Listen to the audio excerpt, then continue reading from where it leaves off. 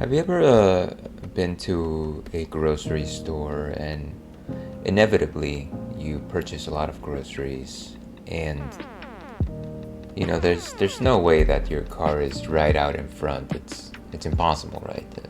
You would have to be right there when the store opens in order for yourself to actually park right outside. And so of course you buy a lot of things. You're gonna have to take that grocery cart with you all the way to your car. And as soon as you step out the door, the grocery cart just stops short on you and it won't move. And you try to force it. You think that it's like jammed into something, and no, it's not the case. There's some magnetic device there that is preventing the wheels from moving. And so you remember, well, I guess some grocery stores have that anti-theft device. And you try to move it back into the store, see if you can get some help, but then you find out that the grocery cart won't also move backward. Hello and welcome to the Ales and Fails stream. I'm your host, Ale Wolf, otherwise known as Ales, gentleman streamer, Beer Goggles 21, the world's least interesting man. And that is my partner in crime, Churro, over there, lying on his little bed, just relaxing and having a nice day. Happy Thursday to one and all. Happy Thursday indeed. Hear ye, hear ye. It is Thursday, and we are drawing closer, ever so close to the end of the week. Here's hoping that you are, I don't know, hopefully it's a quiet set of days for you, wherever it is that you labor. Or maybe simply you're just relaxing at home and having a delicious snack. Here's good cheers, good vibes being sent your way. Thank you very much for joining us, everyone. It's been a good week. I want to say lots of things accomplished here in the Ales and Fails universe. But before we delve into all that, as usual, we gotta talk about what's on tap today, because this wouldn't be the Ales and Fails stream without some good ales. And a good ale is something that we have today. This is from our friends at Shadow Puppet Brewing Company, and it is their Lush Nectar Hazy IPA. I really love this can design. It's got this very tropical look, so you can see like a jungle in the background with some flowers, but at the same time you got some very strong oranges there. I don't know, it's just very evocative. I think it almost makes you feel like hot. In a very tropical sense. Definitely, I think the word lush is a very apt name here. And so you might be wondering, well, what exactly is a Lush Nectar Hazy IPA? Well, Lush Nectar is just a name, but a Hazy IPA actually has a particular definition. An IPA is an India Pale Ale. Now, don't run away just yet. I understand that you have these preconceived notions about IPAs. Oh, ales. IPAs are horribly bitter. Why do I want to have an IPA? They taste like pine sol. And I would generally agree. I think that they're not very sumptuous drinks. I'm sure that there's a lot of people out there that enjoy them, or at least pretend like they enjoy them. That's okay too. You do you. Hazy IPAs are just a little bit different in the sense that rather than use the power of the hops for bitterness, they use those hops for good. And what I mean by that is, rather than chuck them into the boiling kettle, which is where most hops historically get chucked, which induce bitterness in the final product, what you actually do is a process known as dry hopping. Now, dry hopping is when you take those hops and you throw them into the fermentation tank. And what that allows those hops to do is, rather than give the beer a bitter taste, it actually gives the beer sumptuous flavors, delicious aroma. And a lot of it edges on the floral, a lot of it edges on the tropical, a lot of it is very much juicy and fruity and things of that sort. They're very delightful.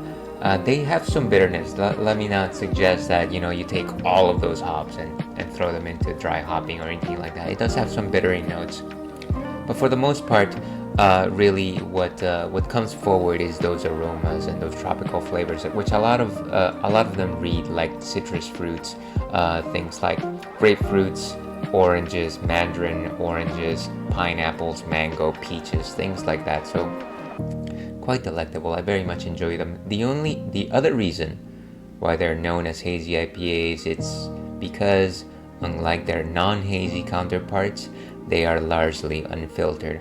Now what that means is that what you have in your fermentation tank generally doesn't get very much filtration. What you have in that fermentation tank is largely what you have in your glass, in your can, which makes it a very complex, thick beer. It reads like delicious juice. Orange juice, grapefruit juice, pineapple juice, any of those. They're very popular, they're very approachable, and you will encounter them if you ever visit your local craft brewery, sometimes en masse. So there's that. Very much in vogue, I want to say, the decade of hazy IPA, some might even suggest. But those are my thoughts on what hazy IPAs are. In terms of Shadow Puppet Brewing, it's a brewing company that I visited. It's on the East Bay of the Bay Area here in San Francisco. Yeah, I haven't been there since before the pandemic, unfortunately, but I did always enjoy every time I visited. They have a pretty extensive menu, and I do owe them another look-see. I'm sure that they've only improved in their craft since I last visited them. Oh, and well, I guess we got a couple of things here. Welcome in, Ivan the Great. How have you been? It's good to see you again. Here's hoping that you're having an amazing Thursday. Hola to you as well. Should I say hola? Hola. And thank you very much, Falco Forte, for redeeming that posture check. I was just about to say that I probably need to crack my back before starting. And of course, I didn't do that. And so all the vertebrae are fused together. But thank you very much, and welcome on in, both of you guys. Here's hoping that once again the day is unfolding ever in your favor. Doing good, thanks. Well, good. Excuse me. I just choked on something. Now where was I? What was I talking about? Shadow Puppet Brewing. Yeah, it's a very nice brewing company. But that's enough of the nonsense that I have to say on this particular matter. Let's go ahead and actually talk. Let's see what Untapped, the masters of beer, have to say about Shadow Puppet Brewing. They are not the masters of beer. They need to do a lot of work. Okay, so Lush Nectar. It is a respectable 6.3% alcohol by volume. El Dorado and Amarillo hops. Now, as you can see, they did the bare minimum here in describing this beer, and this is shameful. Let's see if we can find a Beer Advocate. What's it called? Beer Advocate description. That was unpleasant. I apologize for Untapped. I should really make an account for these guys. Welcome to Beer Advocate. I've never actually used it. Let's see where's the search bar? Wow, there's no search bar. How does this thing work? Beers.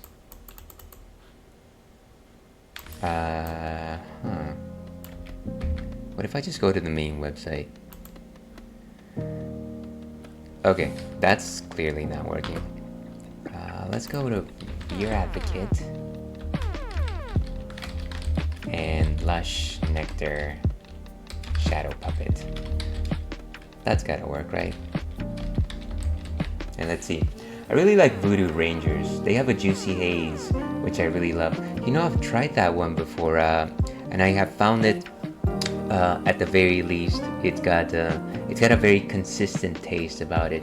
It is certainly one of my go-to beers. If I'm trying to decide as to what kind of hazy IPA I wanna get, and nothing really is like popping out at me, I think that's one of the safer choices. Okay, here we go. Lush Nectar. All right, by Shadow Puppet Brewing Company. Doesn't say too much more here. Rate it. I don't need to rate it. You know what? It doesn't seem like Shadow Puppet really does much in terms of describing their beers. But like I said, maybe I need to just find myself an account. That's okay. Let's go back over here and actually taste the thing, shall we?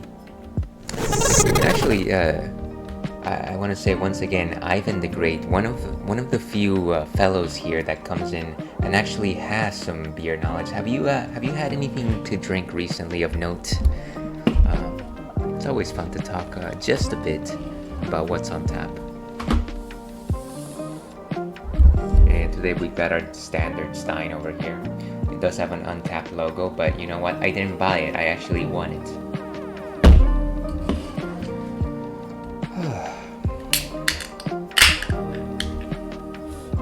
I can already sense that thick. I feel like hazy IPAs in particular have a very thick nose. Like you can actually sense some of those tropical notes from the point that you actually open the can or just like stick your nose right on top of the bottle. And it's very hard to miss, I want to say.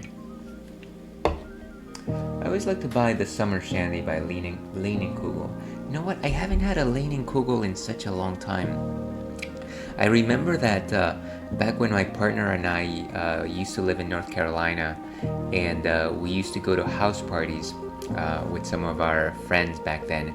Like, and we needed to bring something. First of all, it was always just like pizza from somewhere, but then we would always bring in a bottle of Leinenkugel, and they were always fairly popular back then. No. If I could do the voice, I would Falco Forte, but indeed I cannot. I gotta practice that one though. I do love my Kenny Omegas. That's probably my go-to summer beer.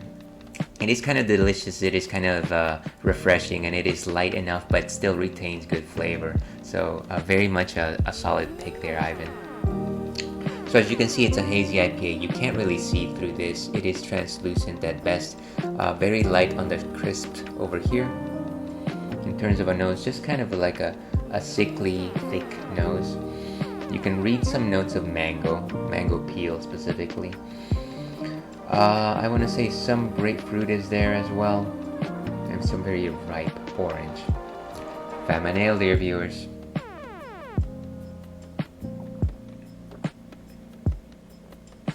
So, very strong notes of mango. I think that's the thing that comes out. And rather than reading grapefruit, which is something that I don't really care for in beers, this actually is a lot sweeter. It reads off as mandarin orange, which is quite nice. We do love our sugars when it comes to our hazy IPAs, and that's because they balance out the bitterness of whatever hops are left in there. In terms of body, I want to say a 3.5 out of 5 in terms of thickness. It does very much read like juice, maybe orange juice, maybe in Florida's best, who knows. So some slight bitterness on the background, but nothing to rule this out. I want to say that it is highly approachable, and it's specific because of that sweet character. The pale malts are there, but they're nothing like they form the body, but they don't form the flavor. And I think that it does read off mostly as mango notes. So if you love mango, this is definitely a go-to for yourself. So drink up. So that is Lush Nectar by Shadow Puppet. Let's go ahead and actually give this one a rating. I'm feeling a bit generous today. Let's go with 3. A 3 out of 5. Like Adam Sessler used to say back in the day. But that's enough of talking about beer. Let's actually talk a little bit about what's been going down this week. And generally the thing that I like to do during these segments, is kind of just go over some things that maybe I've been watching. I do kind of just like to give a weekly wrap-up of what has Ales been consuming outside of just like games and beers. What exactly takes his time? And so let's pull up the old Netflix over here. I have not been watching Arrested Development, unfortunately. Let's see. So I have been watching... Where is this? I've been watching Better Call Saul. Now, Better Call Saul is the story of Jimmy McGill, and during the time that it's kind of like a prequel to Breaking Bad, and it's got 6 seasons. I'm currently in season 4. I'm actually ending season 4. Let's see. I'm really excited this month. The LA County Fair just started. I can't wait for all the food and beers. Tell me, Ivan, are you a fan of county fairs? I do feel like I do like to go to them. I don't do too many rides as much as I used to back in the day. I do like to do the Ferris wheel because it's tame and you get a nice view of the entire location and whatnot. And I do like to just try the random fried things. Things like I think the last fun fried thing that I tried was like a fried alligator or something crazy like that. And then I think every once in a while I'll go and have one of those burgers on a donut bun, which is always terrible for the arteries. But where was I? Better Call Saul. So some light spoilers here. I'm essentially 2 episodes away from finishing the series. At this point, Jimmy is working for a phone store, but he's selling these untraceable phones to criminals. And during the last episode that I saw, he gets into trouble with one of the cops that's been surveilling the area because his bodyguard, Huel, just randomly attacks the cop. And so he's in the process of trying to bail him out. Then there's a story of what's his name, Mike, who used to be one of the assistants for Gus Fring in the original series. He's in the process of helping out this German construction crew actually build Gus's underground laboratory, and some of the troubles that he's facing while that's happening. As you can imagine, they're stuck like working in secret for like several months, and they're getting a bit antsy. So it's fun. I do feel like this season is not as strong as the last season. I feel like we're trying to get back on track to Jimmy being potentially involved with law, but yeah, he's kind of just surviving this year. It's nice that they reintroduced Huel, but other than that, I'm kind of lukewarm on these last few episodes, I want to say. Alright, let's see. I'm a huge fan, yes. Fried Twinkies, fried Oreos, and fried frog legs. See, I've seen the fried frog legs. I've never actually tried them, and I've always been curious about that. So maybe where I live, we do have a county fair that also comes by later in the summer. So maybe I need to actually correct that mistake and try them. Better Call Saul is excellent. I'm assuming you've already finished it, seen it, liked it. But yeah, it's quite a good show. I'm hoping that I'll finish it within the next couple weeks, because I take horribly long to actually watch things. The other thing that I've been watching, let's get this thing out of the way. Let's see, the other thing that I've been watching, I guess I've been watching My Demon. Now, My Demon, of course, everybody knows this. My Demon is a Korean drama. Everybody here loves Korean dramas. Maybe some of you do. Maybe nobody does, but I kind of like them. And so, this is the story of this demon who has the power to make pacts with humans to give them like good life and good fortunes for 10 years, but then at the end of those 10 years, he takes away their souls. And so, obviously, he's in the modern world. He meets this lady who owns this company, and of course, she wants nothing to do with him at first, but then through certain events in the story, his powers get transferred to her, and so the only way that he can use his powers is by holding her hand, which is where she has the tattoo that apparently gives him powers. I think I'm almost done with this show, actually. What is it now?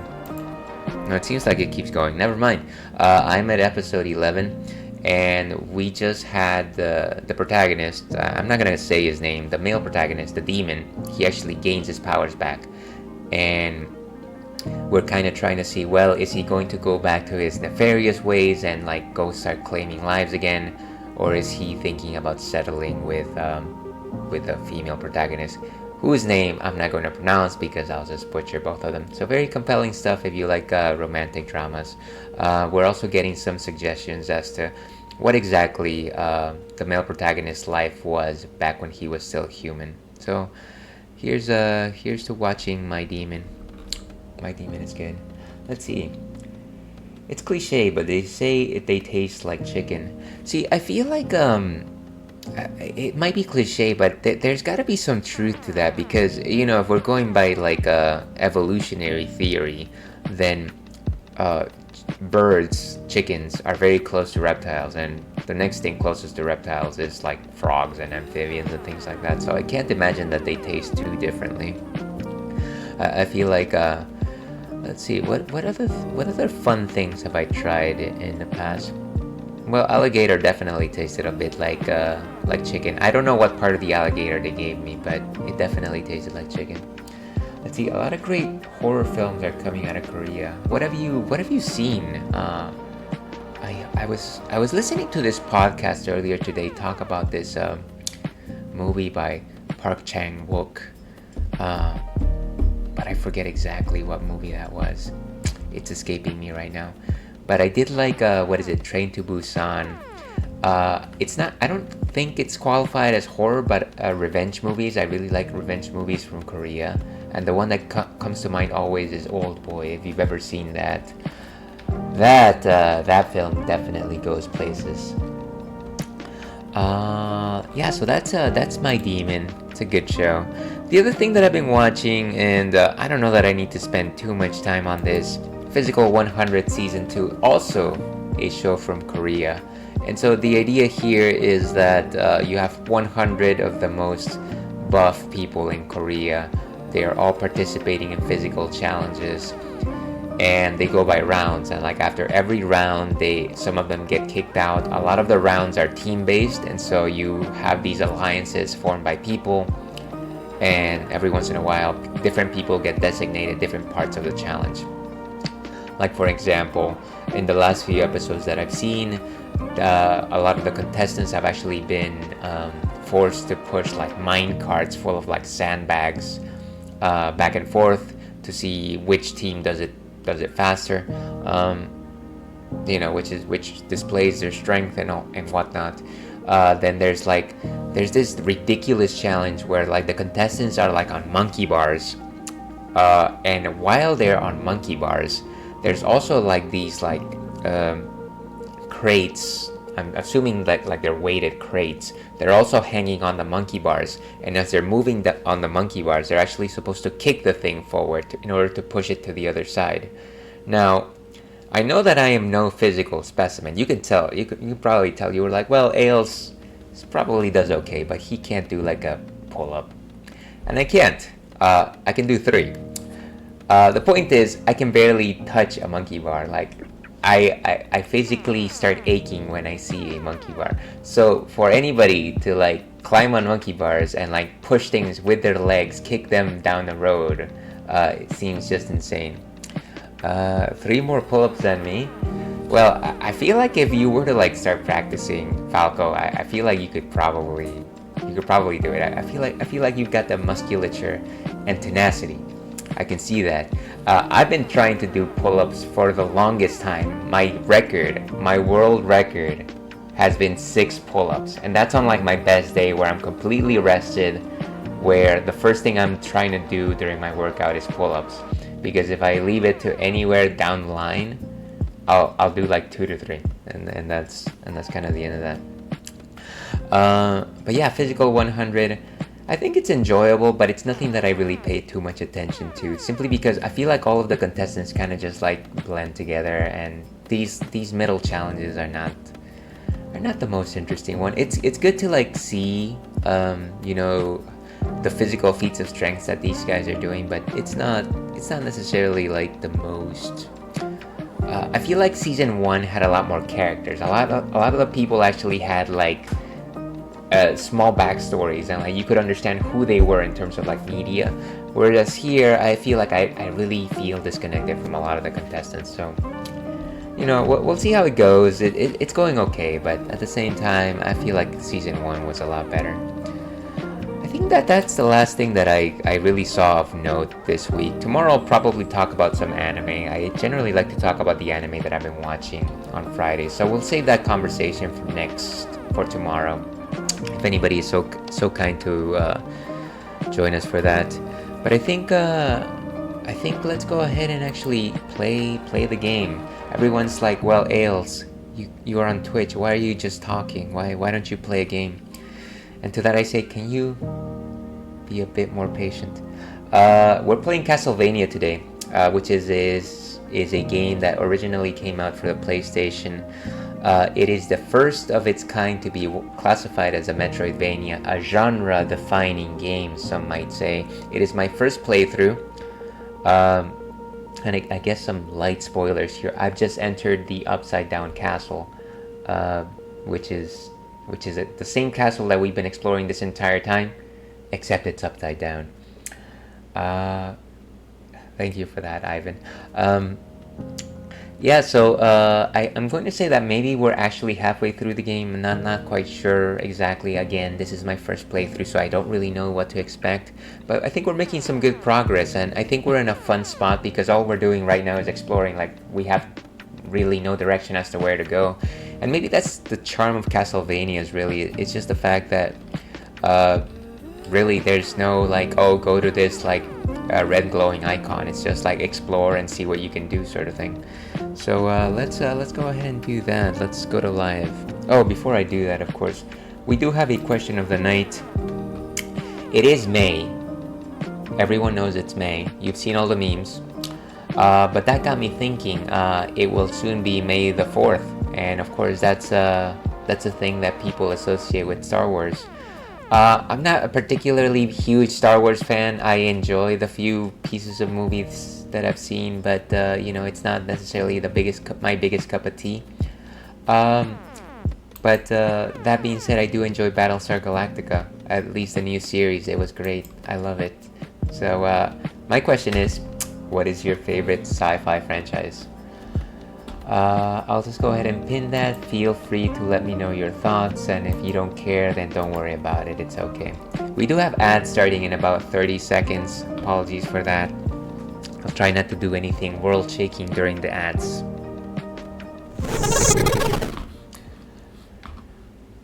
Okay, so let me go ahead and change stream info, just in case anybody popping in here is like, oh hey, I was just here to just chat. Why are you playing a game?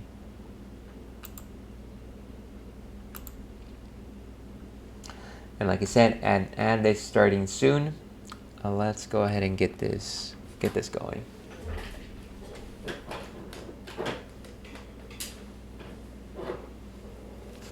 Okay. And do let me know if the sound is okay. I kind of adjusted things to make it so that the desktop sound has just a little bit more oomph. It's a gain. Let's go ahead and select a file.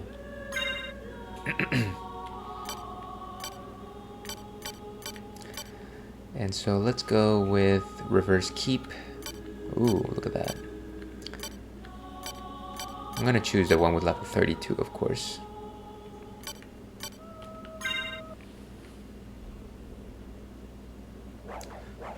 And we've got ads.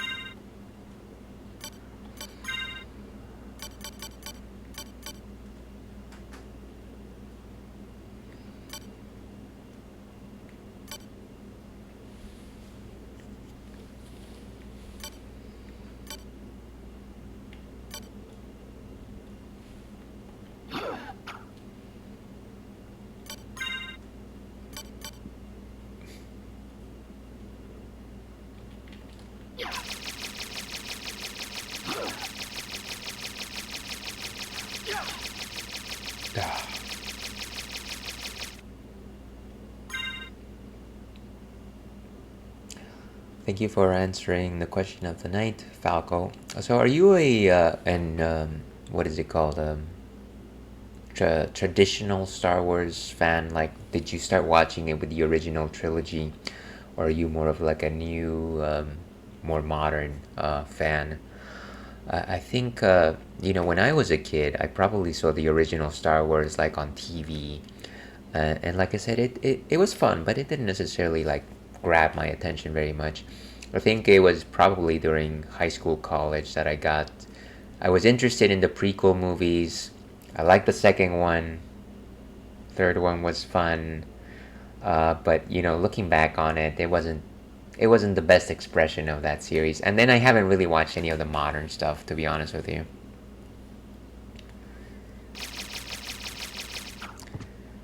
All right, where are we? We are here. Let's see. Question of the night. Ooh, tough question. I think it might be Star Wars and the Alien franchise. A close second. So I guess same question to you, Ivan. Were you watching from like the original trilogy? Were you more of a prequel trilogy person, or are you more one of the more modern fans? It's like I just give me everything. Just give me all the Star Wars. But the Alien franchise is good. Too bad about Prometheus, though. Too bad about Prometheus. Alright, I have no idea where I am, so let's just go anywhere.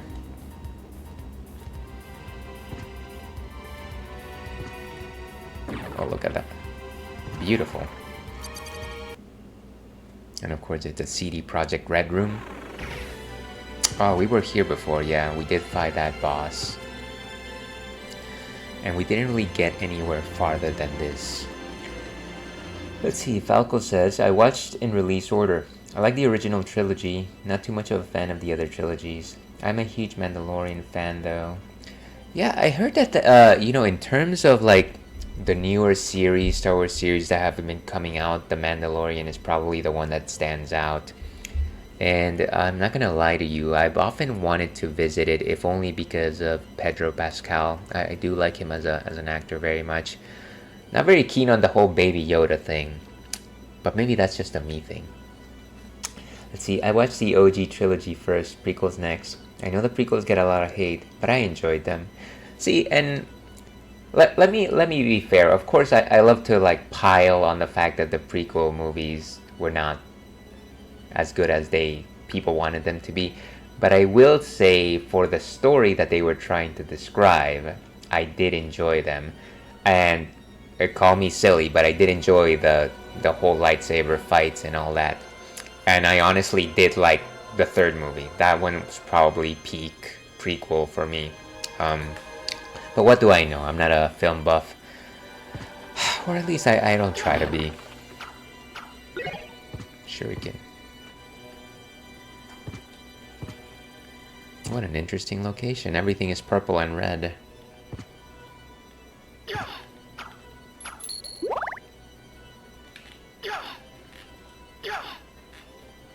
Trying to see if I can actually perform some of these spells. So up, down. Okay, up and then Hadouken. How about that?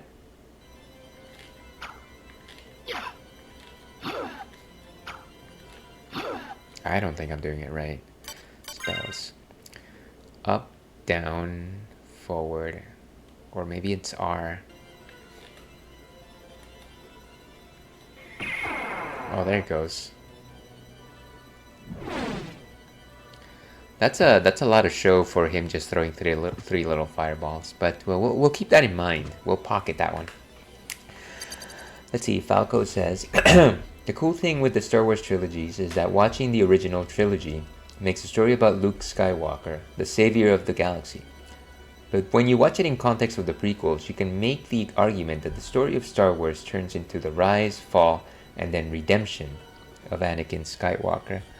Yeah, I do think that it takes a slightly more meatier significance, and I see what you are saying.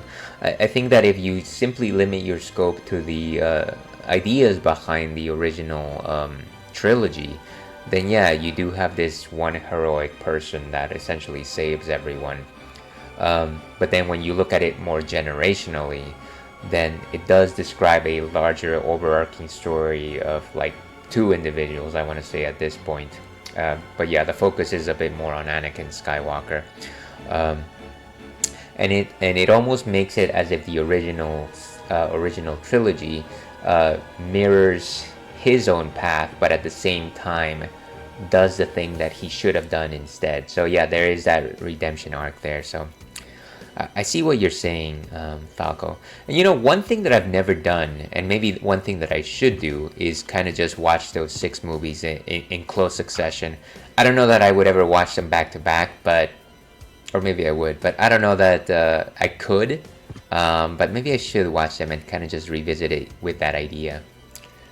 Let's see, yes, that's what everyone was waiting for: lightsabers and Jedi, and that was the expectation, right? People really wanted to see that. I feel like, you know, at the most basic level, people did want to just see those cool characters do cool things. And don't even get me started on Yoda fighting. That was always like, mwah, chef's kiss in terms of just like what you could see like a character fight.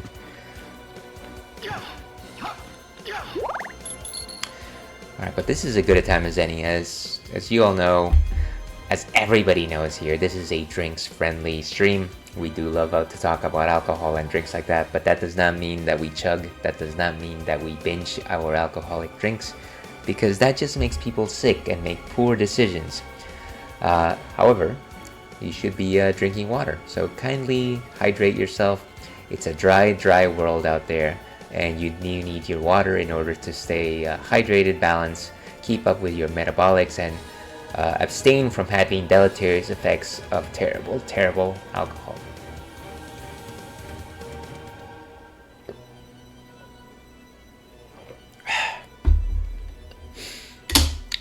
Water.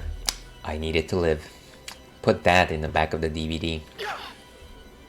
Let's see. Didn't they announce the re-release of the films in theaters? Yes. Speaking of dry worlds, Dune is a cool sci-fi universe too. It is definitely my fault that I haven't seen that movie yet.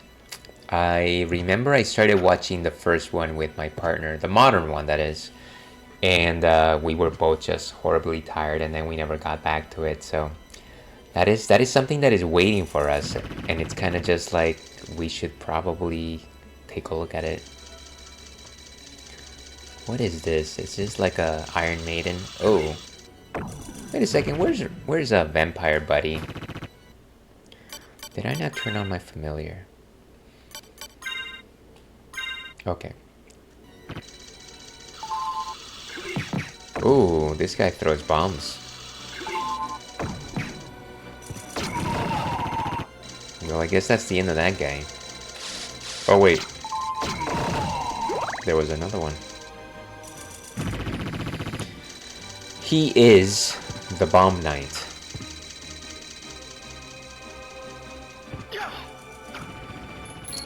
Are you excited about that third movie, Falco? I can't imagine that you're not. This is a huge room.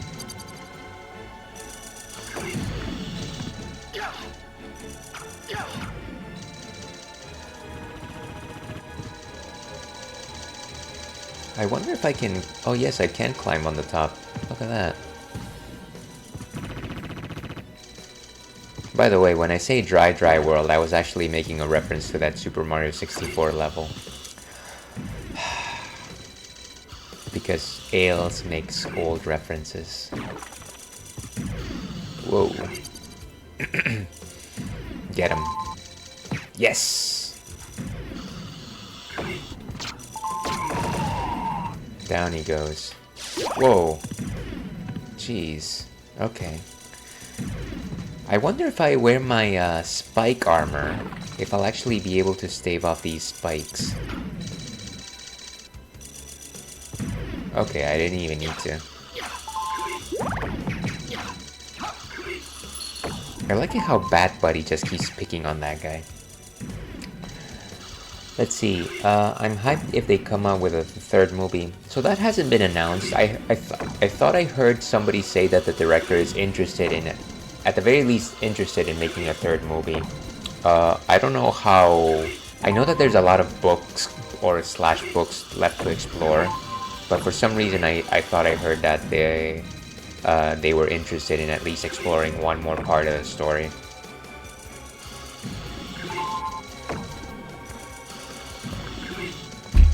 Okay. How do I even...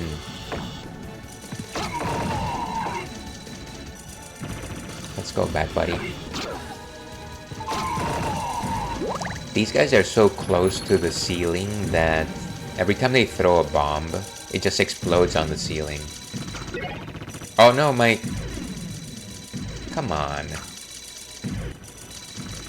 Ah, great.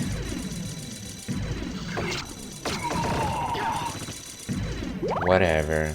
Take away my Bible, why don't you? Jeez.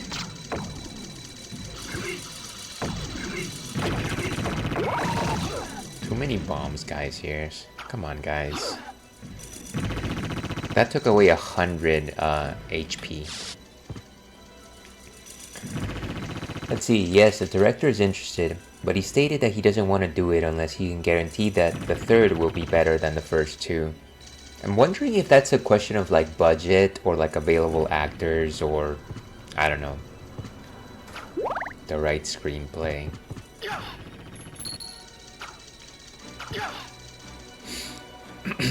All that being said, I do think that movies succeed when directors are interested in doing the thing they want to do. I feel like it's a more difficult question whenever you know, investors and the people giving the money get involved into that equation. No. Wow. All I wanted to get was chicken. Okay. I missed my chicken. Okay. How much of this room have we explored? Everything but the corners. Let's see. Yes, the director is interested, but he stated that he doesn't want to do it unless he can guarantee... But I just read that. I'm losing touch. Clearly what I need to do is actually just watch the first Dune movie. The one from the 80s. Okay, so there's an exit there. I don't want to leave this room until we explore that other corner, though.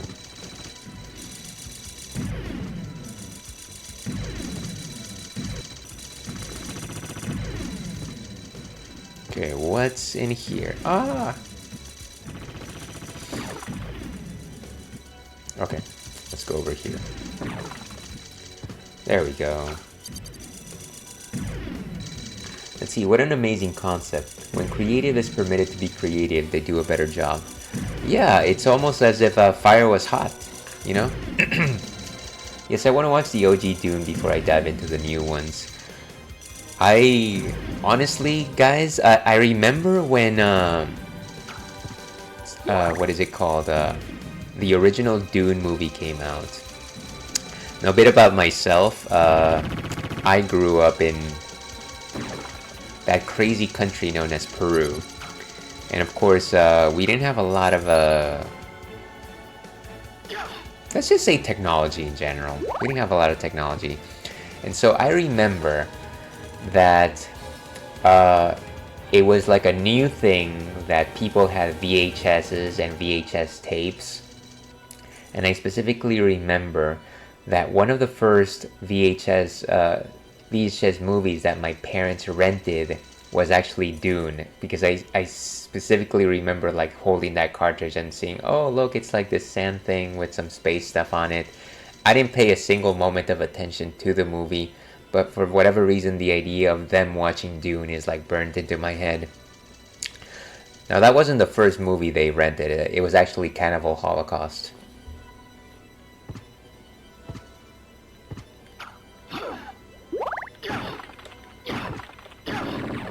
Oh, it looks like there's a door over here.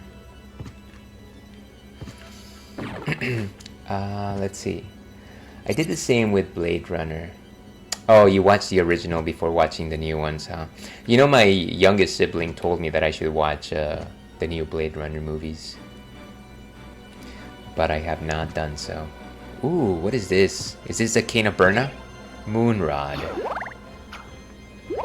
But what does the Moonrod do? But more importantly, what does the Jar of Greed do?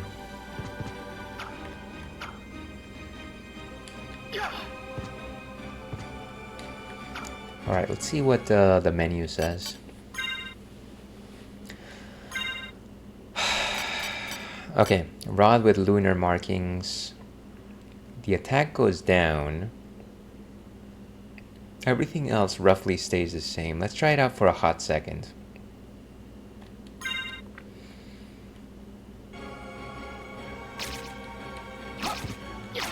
I wonder if it's strong against like moon monsters. That doesn't make sense. And of course, you know the problem is that every single bomb monster is gonna be back. That's gonna be stinky. I'm gonna try to avoid as many of them as I can.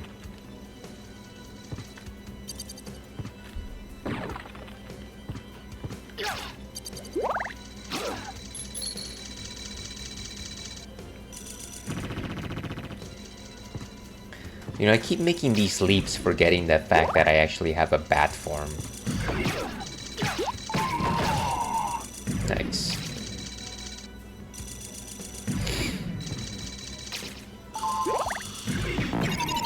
Ooh, level up. Can't believe Bat Buddy actually just destroyed that guy.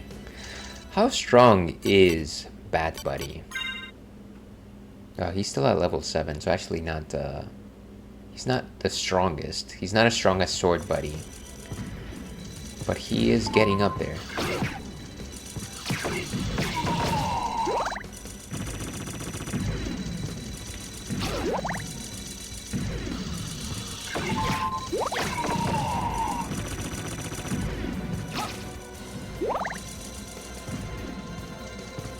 Okay.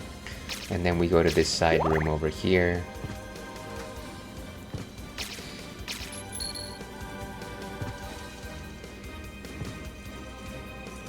Maybe let's check out the bottom floor one more time before we leave.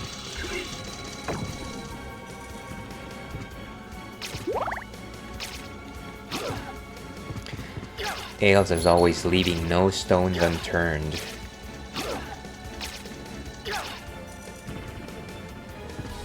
And just a second here, folks.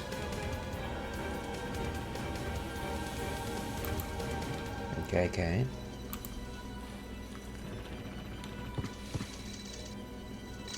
I'm trying to figure out what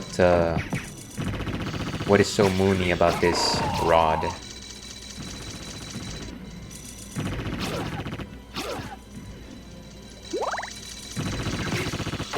Oh, great. I love it.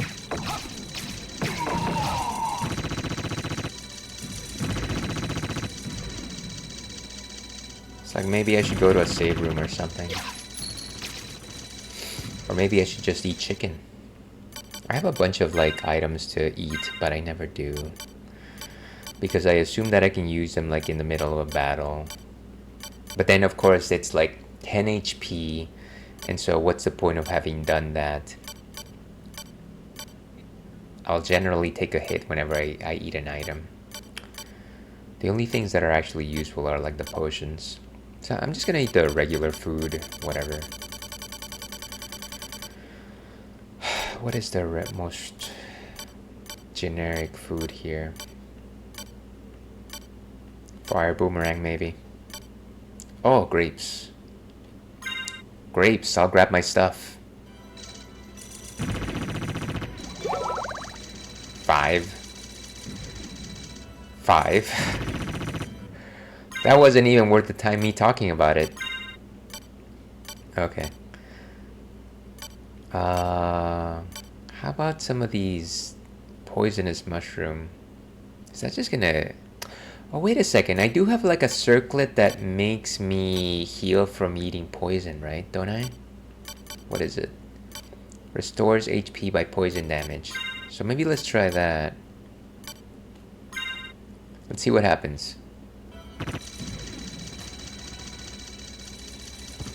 1. Okay, well that was also not really worth it. Let's see, have you played a lot of Castlevania game, Ales? So I played in the Game Boy Advance, I played Harmony of Dissonance, and I played Dawn of Sorrow. And the reason why I played those two was because they came in the same cartridge. And then I played Dawn of Sorrow. Sorry, I played Aria of Sorrow. And then I also played Dawn of Sorrow on the DS, and that one was also fun. This would probably be the 4th Castlevania that I played. I mean, you know, I've dabbled with like playing the old NES and Super NES Castlevanias, but I've never actually gone past like the first level for any of those or anything like that. Have you actually played any of them? Let's see, I'm thinking of getting that Castlevania collection. I actually did get the Castlevania Advance collection for the Nintendo Switch because it has like all of the Game Boy Advance Castlevania games. I know that I never played Circle of the Moon, so I'm interested in playing that one. And maybe I'll end up replaying Harmony as well as Aria. Let's see, let's finish eating this thing, I guess, since we need the space anyways. 1. Wonderful. Let's eat a pot roast. How about that?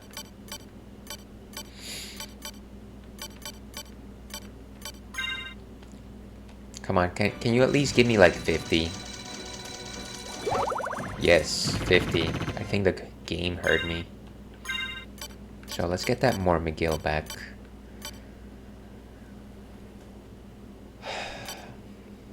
Where is that sword? Sword Art Online. I probably just already passed it.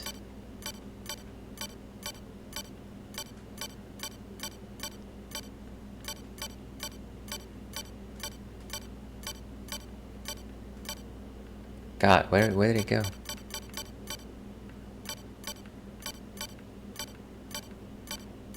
There it is.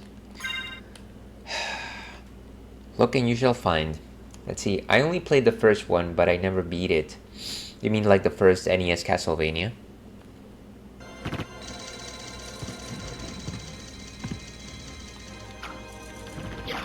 Yeah, I do feel like the Castlevania games have a lot of charm though. Even if they're not like Metroidvanias per se, I do think that they are a very enjoyable experience. And there goes 45 of my HP. I'm just gonna fly. Look, I can turn into a bat. I could have avoided all that.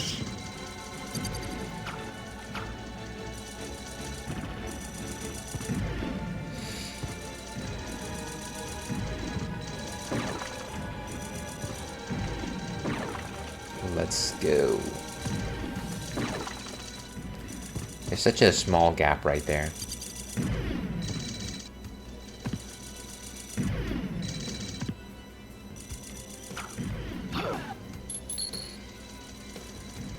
Correct the OG. Yeah, it was one of those early Konami games. Like I said, pretty charming, but I would imagine probably also just very difficult.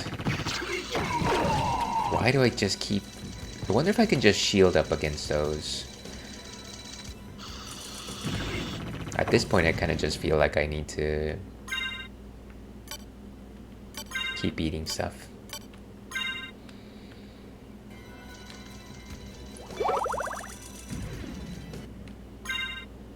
Okay, where's my sword?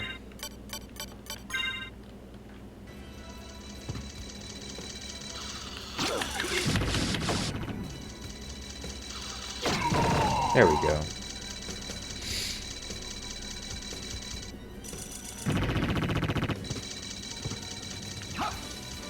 Okay, and I think that's where we came from. Yes.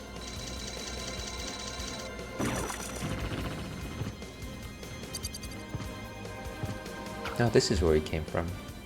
Oh, that's a different room. Never mind.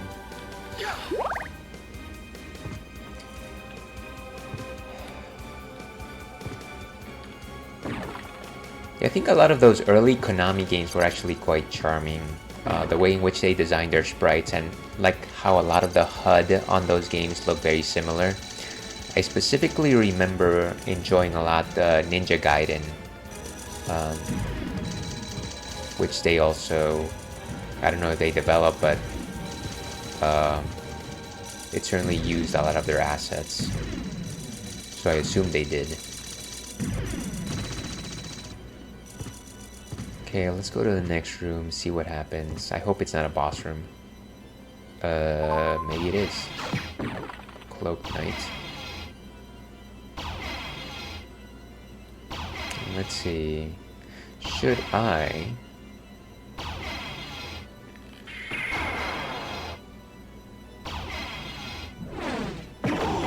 Got him. Wait, there's another one?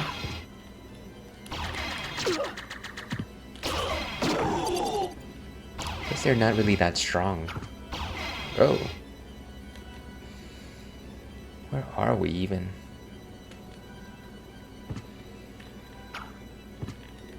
So I think we're on the reverse clock tower.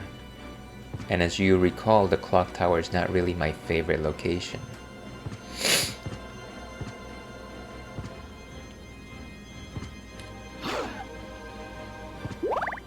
I wish I could use my magic to heal. That would be nice.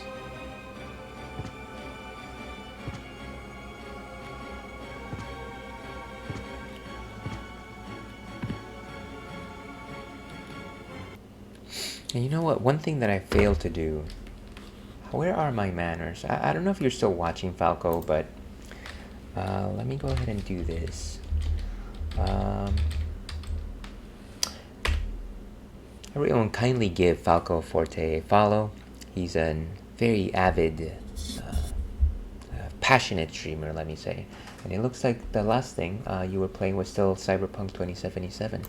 So if you like the Cyberpunks, which I like, I just never haven't played it yet, you should give it a follow. Also a lover of wrestling, and we do love our wrestling in this neck of the woods, so yeah, do so.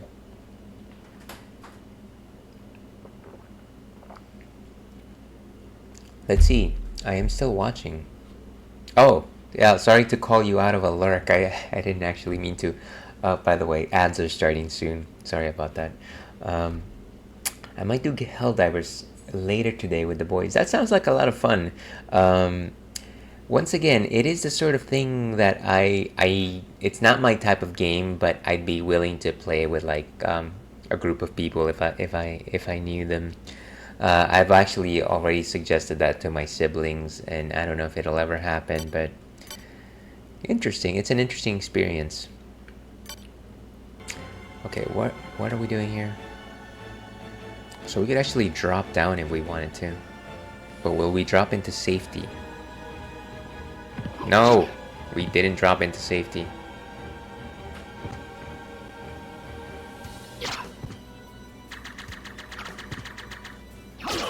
Oh wow. Well, the sword is not that bad actually.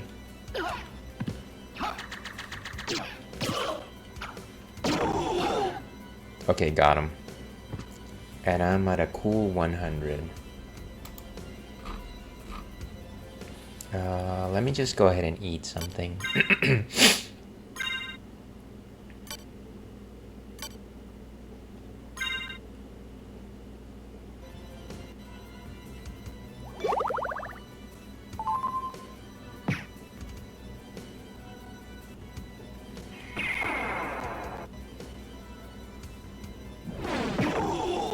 Nice.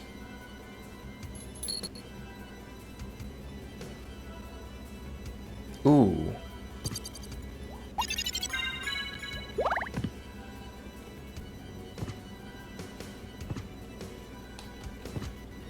What? Ah.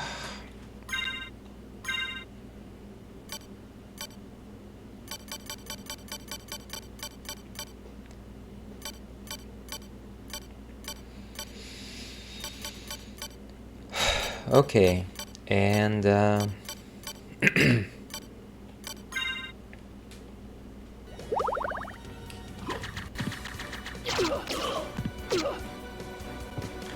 And it looks like we are back from ads. I got a life potion which raises my life, but at the same time I was trying to eat mushrooms because I'm a very smart person, and so I wasted my mushrooms. Wow, these guys just keep coming back. Where did he go?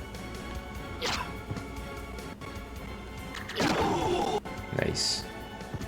Wow, they just keep... Actually, I'm guessing that they just keep materializing. Nice. If only I had my Bible with me, I would make quick work of those guys. Okay, let's go. So we're back in the clock tower proper. Haven't really faced too many enemies yet, which is nice. We're just exploring things here.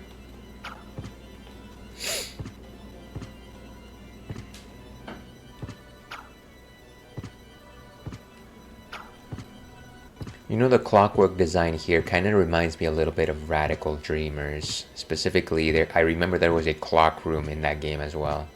And so it's almost like these graphics are very similar to that.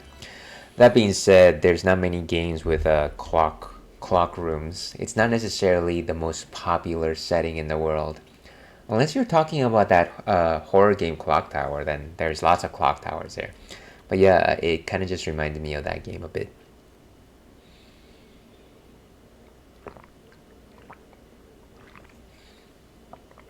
Okay, where are we?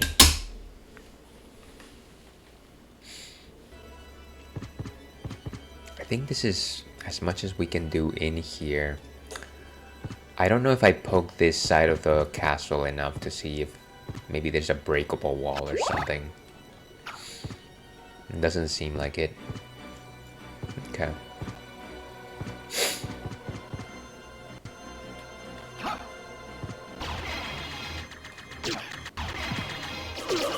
Wow, come on.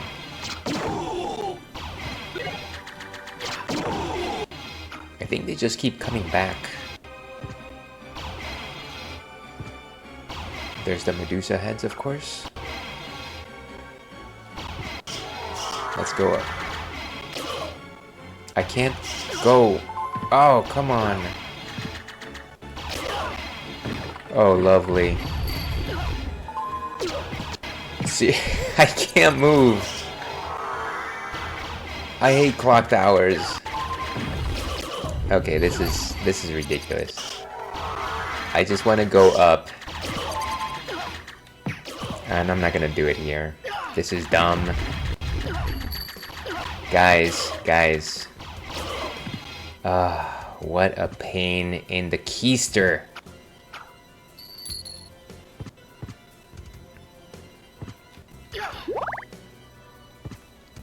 Alright, I'm gonna have to come back there with different weapons or something like that. Or just better preparation, I don't know. Preparation A, mayhaps. Oh, lovely. You can't have your platforming games without somebody just punching you and then you fall several platforms below.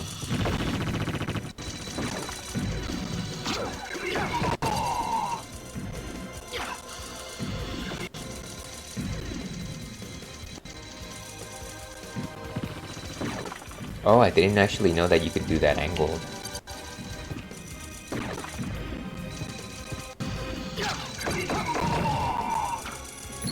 Thank you very much for that, bad buddy.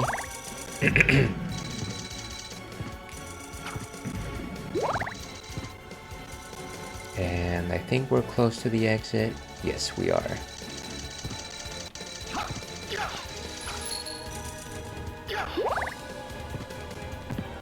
I'm honestly just trying to get as much money as I can so that I can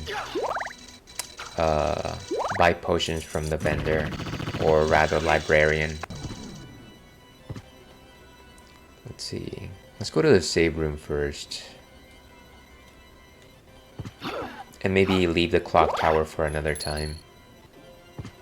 That was kind of annoying.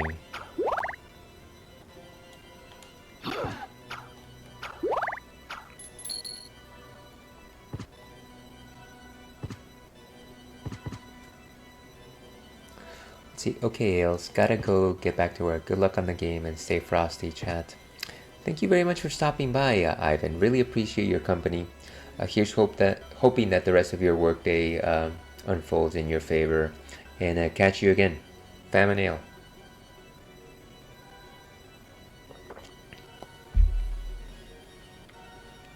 Okay. This looks like it's a platform, but actually it is not.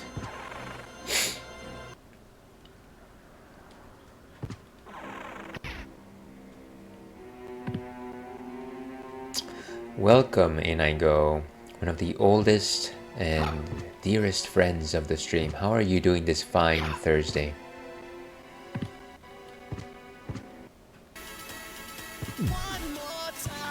There we go, just playing the cool tunes.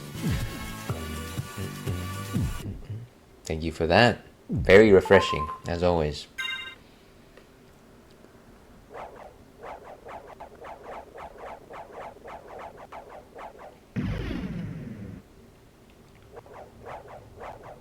You know, I was recently in another streamer's stream, and they were playing rhythm games, and they suggested to me that they can't play certain songs because they would be banned on YouTube. Here's hoping that by playing like very tiny clips of like Daft Punk songs that won't happen to me. But oh well. So I say we go all the way to the right, make it all the way to this other save room, and then keep going down this way, see what happens. I have your next point redeemed. Gets this like the commercial. Got milk. I have no idea what you're talking about. No idea. A man of mystery, in I go, of course.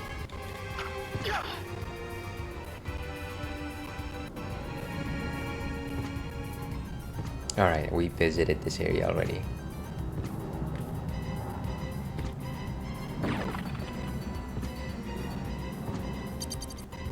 Right, so this is the big area where you could, what's it called, fly all over the place.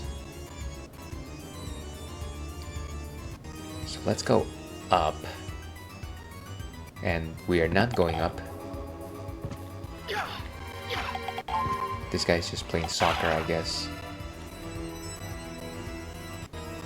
What is in here? You never seen that commercial back in the day, LOL? I've seen a number of Got Milk commercials. I don't know which one you might be referencing though. Was there one like was there one that was I'm trying to think, was there like a Daft Punk based one? I can't imagine there was. They wouldn't have a milk mustache.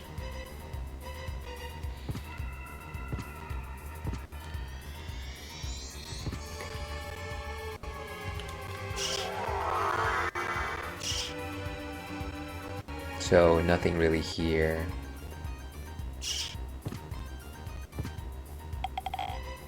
Get him! There we go. Yorick. What an unusual name for a skeleton.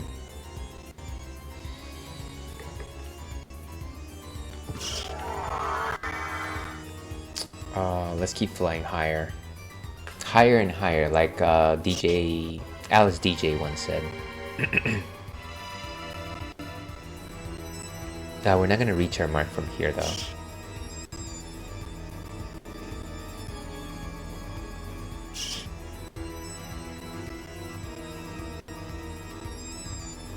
Okay.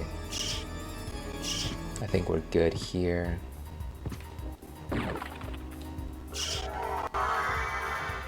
Trying not to use all my magic while I transform into a bat.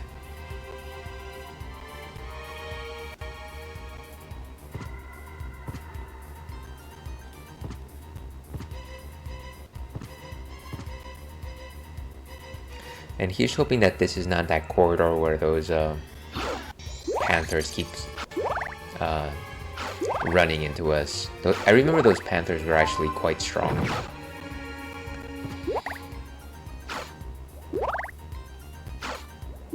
So for whatever reason, the tombstones are weak to like the bat, but they're very strong against swords. I think they're just strong against magic.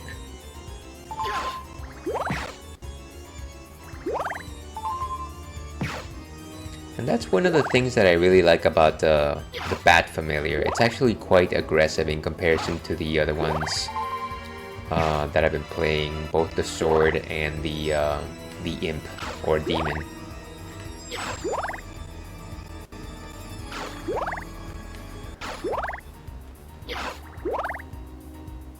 Beautiful. But where are we? Okay, I do remember that this area was the one with the panthers. And also the things that pop into like fungus, balloon pods.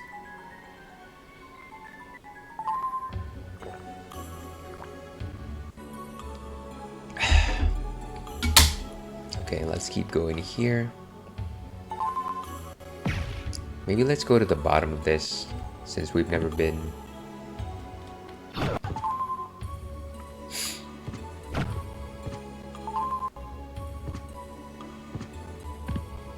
Oh hey, there's something there. Is that like a weapon? A Buaka knife. Sounds like Waka from Final Fantasy X. Magic missile. I think that's a throwable weapon too. I don't know that there's too much here, unfortunately. I think this is the top of the castle. The top, and by top I mean the bottom of the castle.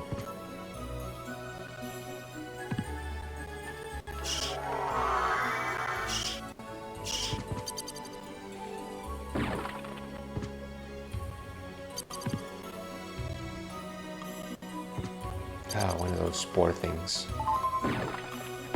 We don't like our mushrooms here.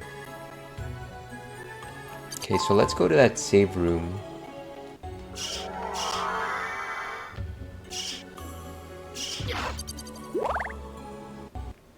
Make sure that our progress is retained.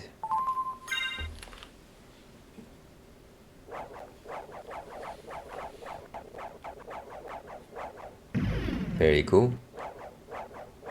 Where are we in terms of our familiar? Let's see, it's a level 9. So it's a pretty good level. I wish there was a breakdown of like the attack power and like HP of each of these familiars, because I do think that it would be helpful in like selecting them before you go into battle. Like right now, I'm literally just like raising them. I'm trying to do fairly even work with them, just to make sure that I don't miss out in their abilities, but it doesn't seem sustainable. It seems like it would make more sense for me to actually just focus on one. Let's see, I saw Spider-Man 3 on Monday, and man, never seen a movie was so immersed, and I was not thinking I loved it. One of the better superhero movies I ever saw back in 2007 and now in 2024. And it was poetic to have seen with two special women in my life. Mom back in 2007 and my girlfriend in 2024. How time flies. You know, it's funny that you say that, because I literally have been saying how time flies. I think I've said it 3 times this week, just in relation to a lot of things that just have been transpiring, and things that are going away and things of that sort. I'm assuming you mean like the 3rd Spider-Man movie, in terms of like what is it, the Sam Raimi movies, the one that has Venom in it. Correct me if I'm wrong, it's not like the 3rd movie from the new Marvel movies, is it?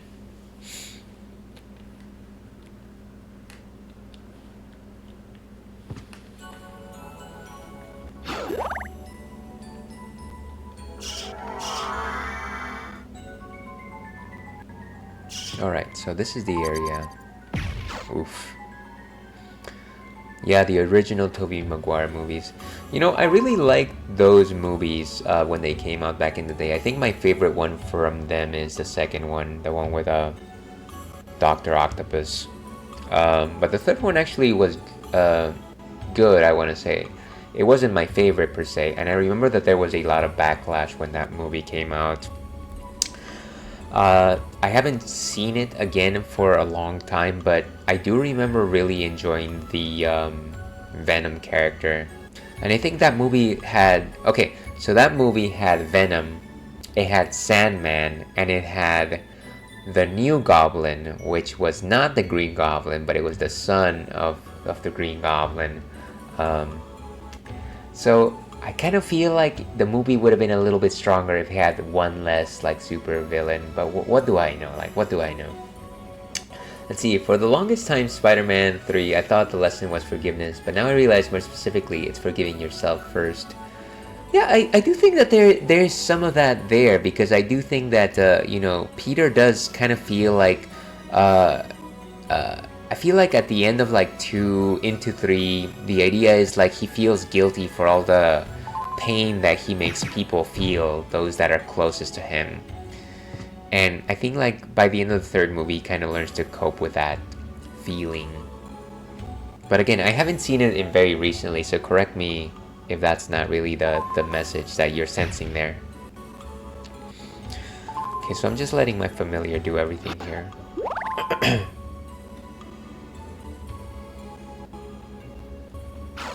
I just don't want to get rammed by one of those panthers. They're very obnoxious. Ah, so we were already here. We fought that boss. We had a boss character here.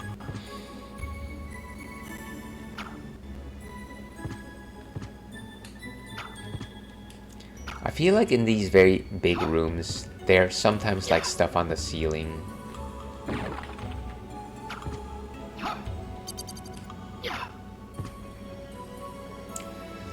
See, I also think if Harry and Sandman were the villains, it would have been better. But if it wasn't for Venom, we never would have gotten the classic black suit. Yeah, I was really into the whole Venom as a villain sort of thing from the 90s. I remember that that was my favorite character in the old Spider-Man cartoon. And just the idea that the suit itself was like this living entity that could take over was kind of just like cool and like new and very edgy. And of course, just having Spider-Man look sleek with that black suit was always just awesome. What the... Okay, gotta wait for this thing.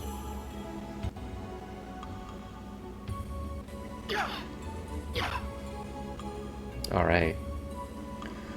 So we only took one hit, which is not the worst thing in the world. All my love too long ago.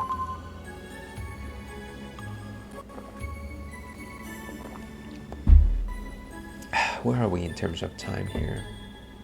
Okay, we're good. We're good.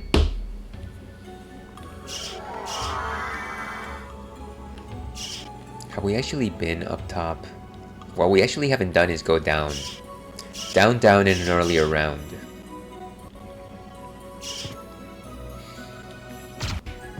Ooh, money, but also spores.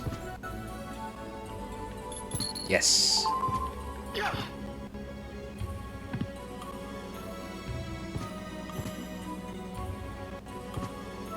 And there's a sword. A tall war.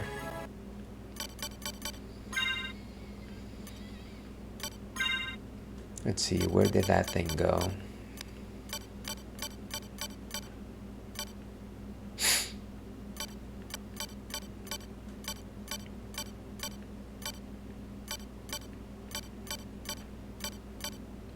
Okay. It's a curved Italian sword. Oh, sorry, Indian sword. Curved Indian sword. And it lowers our attack by 3 points. Let's see how it does in terms of range.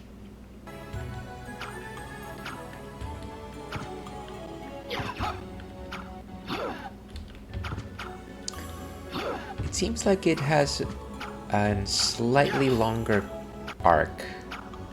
Let's see if I put myself here. And let me put the other sword.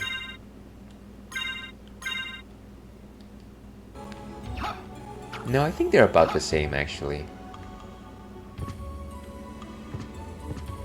Nothing to write home about. We can keep them more McGill. More McGill. More McGill gorilla. All that for some money.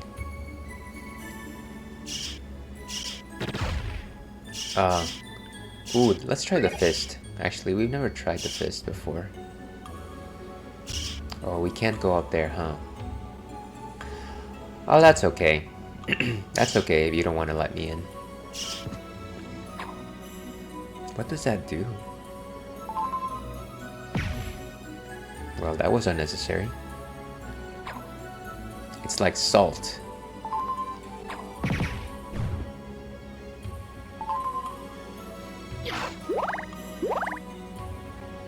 Sorry, try not to get hit by those blasted panthers. Ooh, the Bible! Great, I missed it. I'm gonna go back for it. I don't need any salt.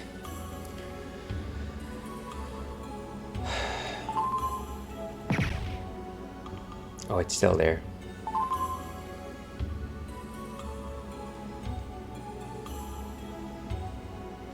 Come on, do your thing, Bat Buddy.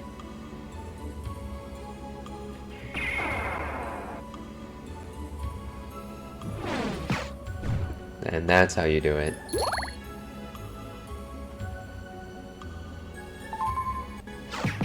Beautiful.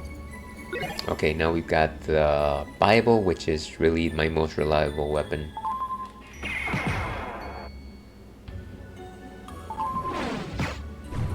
Beautiful. I should really make use of that spell more. I should really make use of magic in general. Ah, you blasted!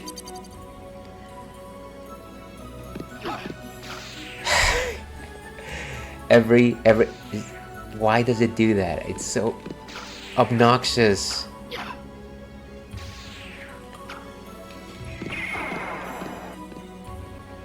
Well, that didn't do anything.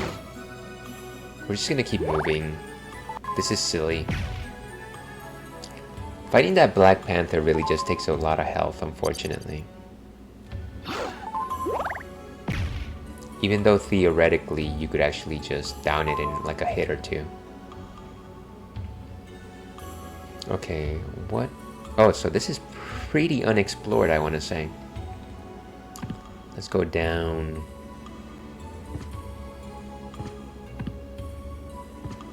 Ooh, what is this?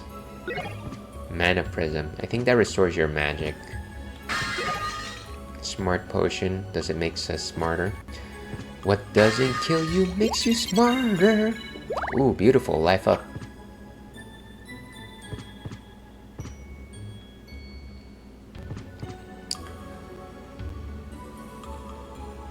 Okay, I don't think there's anything more here. Just looking at the sky beneath me just gives me like this very weird feeling. I think I was talking about this during the last stream, but every time I see like the sky upside down, I get this like very unusual anxiety-inducing feeling.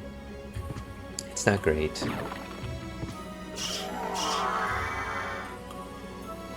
Ooh, what is that?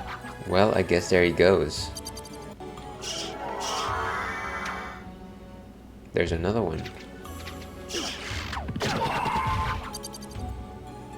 I hope they give you a lot of experience.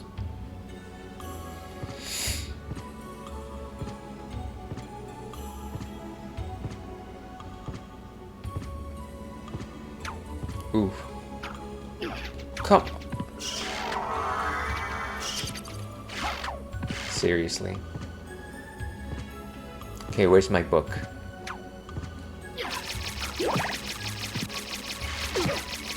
Come on, just hit the guy. This is dumb.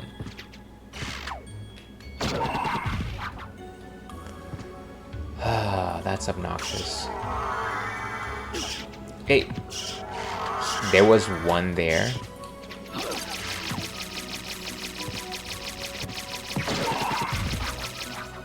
And an ad is about to start. Apologies, everyone. Okay, now I won't fall. I really hate it when just enemies knock you out of the air. It's what... Oh, what is this?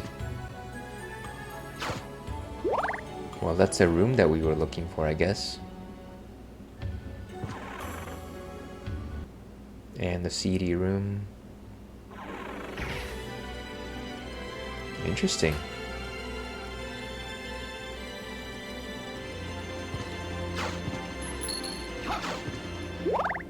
How much money do we have? 9,000. What are potions? Like 2,000? Is that what they were? At least the lower level ones were 2,000. Oh, wonderful.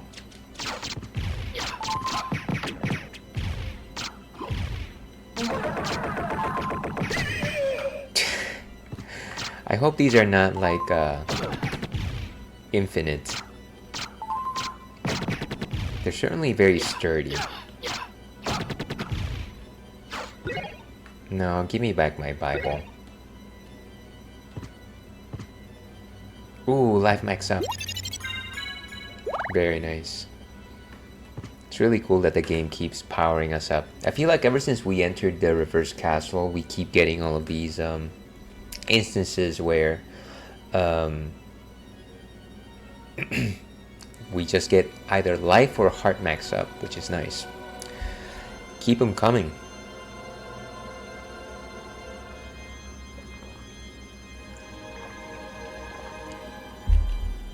Okay, so let's keep going over here.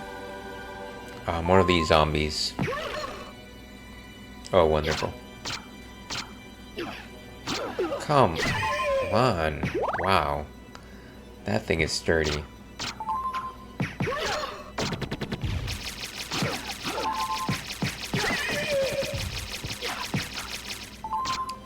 I can't hit them fast enough, unfortunately.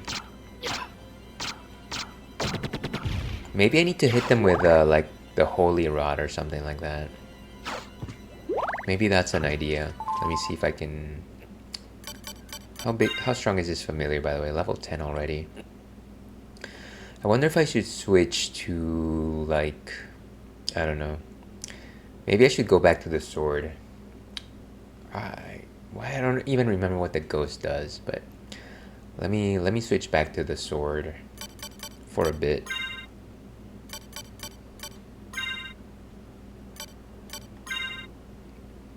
And let me equip the holy rod.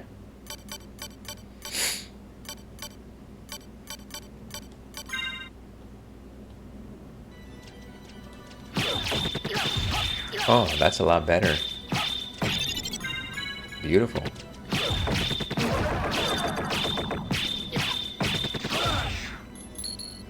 I love it.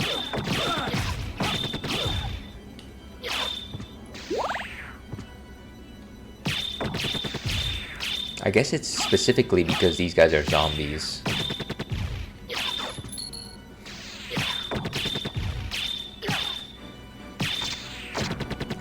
You know what this means though? If we ever do have that zombie apocalypse, then we should probably just go to the Pope.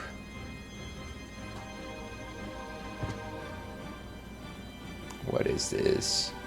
Medusa heads. Let me equip...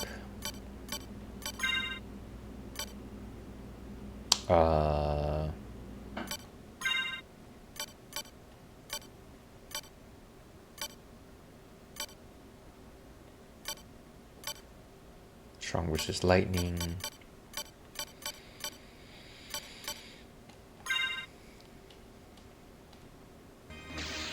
Oh, and let me also get my sword back.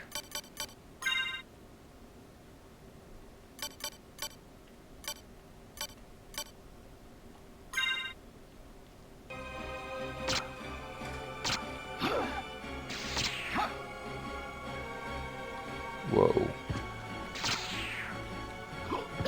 At least they're not very strong.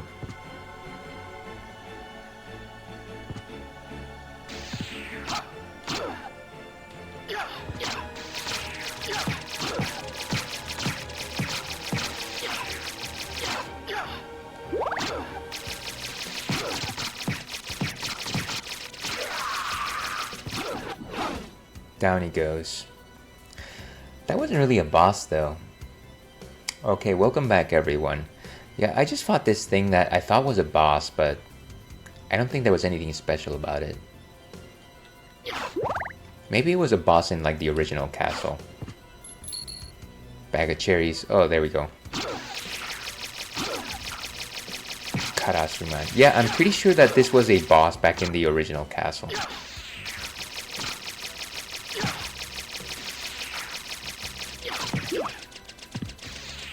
Can you just...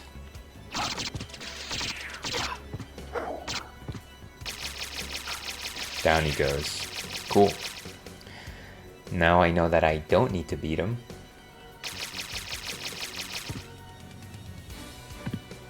What is this place? Aquamarine. I'm pretty sure that is salable. Let me put my diamond plate back on.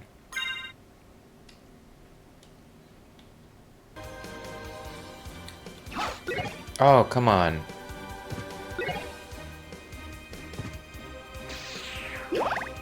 Seriously? Oh, wow. Come on. Let me put that armor that actually breaks spikes, because I feel like it's going to just continue to wail on me if I don't.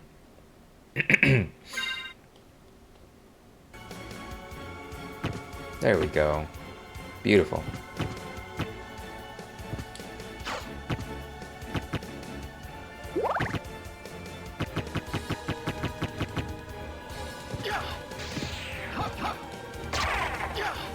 Ghost dancer, most like ghost charlatan. Am I right, folks? Am I right?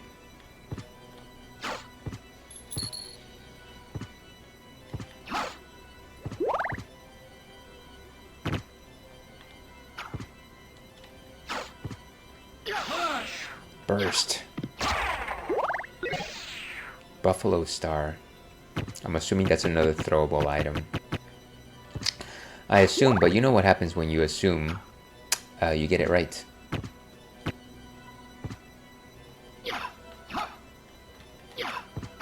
Nothing here. Imagine that.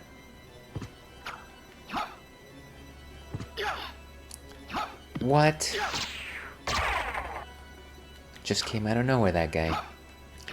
I feel like one of the things that I'm starting to notice in this reverse castle is kind of just the idea that a lot of the monsters just regenerate. Like before, you could go to a room and as long as you cleared it, you were safe. But I feel like a lot of the monsters in this castle are regenerating.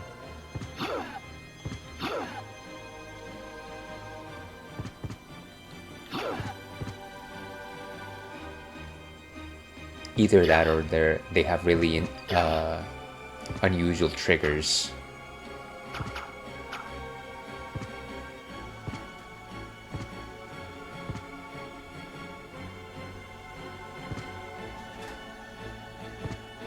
I wonder if this castle also has a library. A library.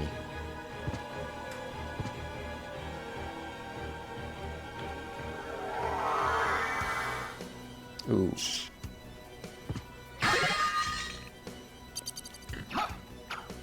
I felt like that was an entrance right there.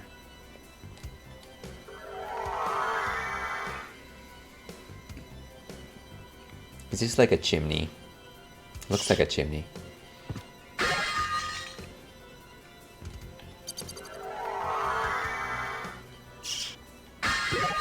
Shield potion.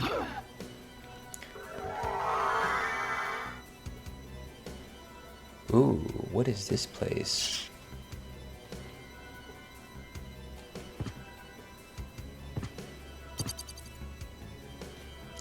This seems like it's analogous to that library. Whoa. Let's go the other way first. Maybe there's a save room.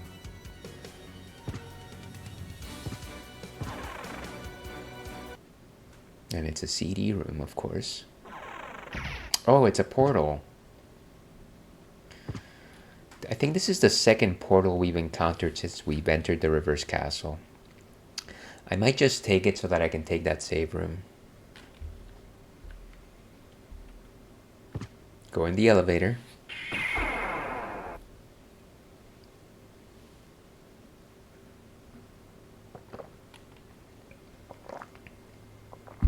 Okay, very cool. So let's take that save room and then we can come back.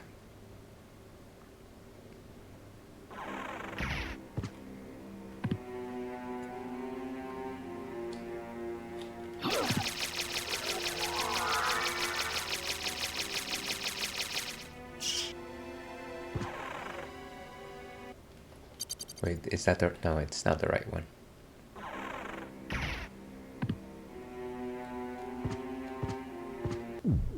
Nice.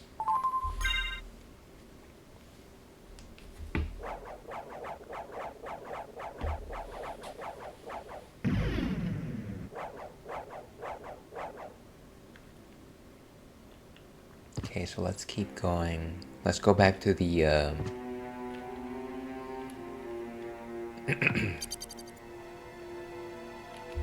portal.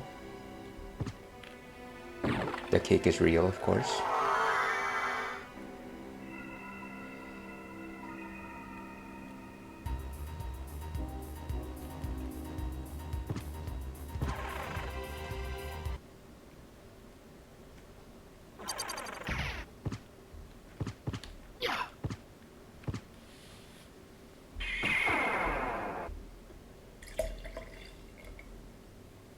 Very nice.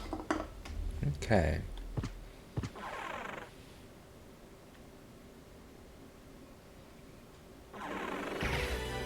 So we're back over here to this T-junction.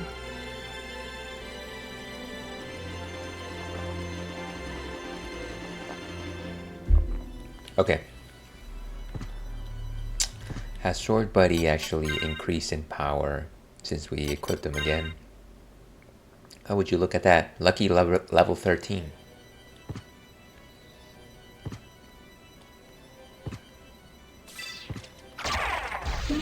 Whoa, hey. What? Is that an alien? Render it? Oh, come on.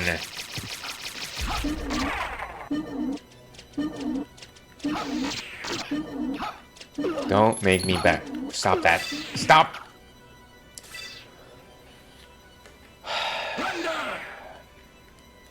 What to do, what to do. Maybe I'm just gonna outrun it. Seriously? Wow. Whoa, dude. What the... Ah. How am I supposed to get energy back now? Okay, I might just die right here, but I'm gonna try my spell.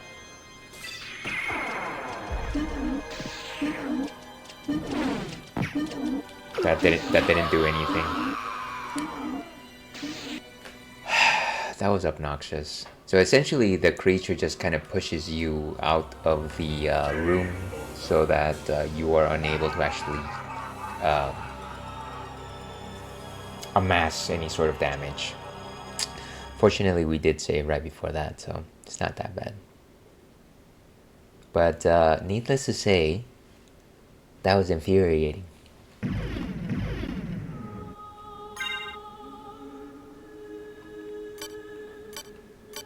I'm so confused as to why I have 3 save files. I've only ever used the one.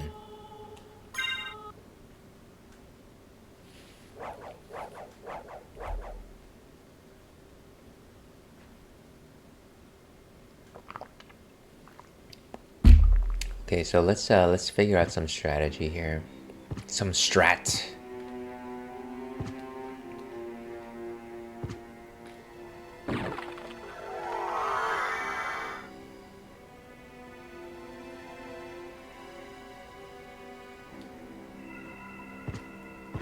And here's our destination, the final destination.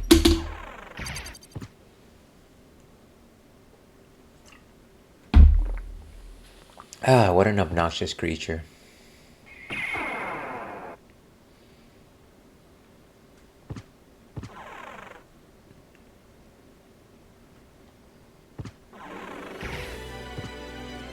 Okay, so the idea here... Do I have anything better? I still have the spike breaker, which I don't need. What was it? The diamond. That was the best one. Yes.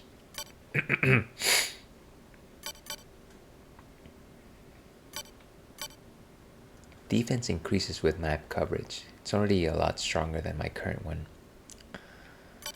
Strong versus holy attacks. I can't imagine that that thing is like a holy enemy. Healing mail.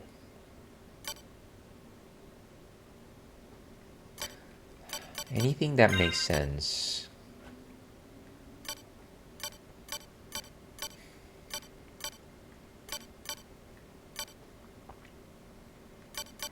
Iron ball. Why would you even use that?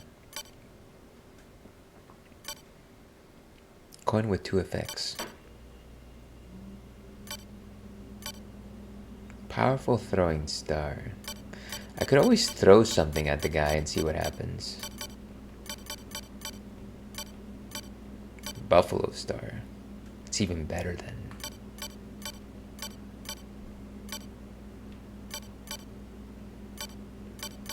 Damages all enemies. I remember that from Vampire Survivors.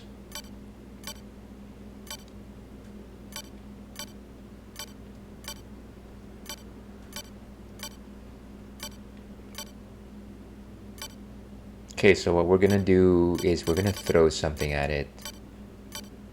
Let's throw a shuriken at it. Or like a stronger one of those throwables.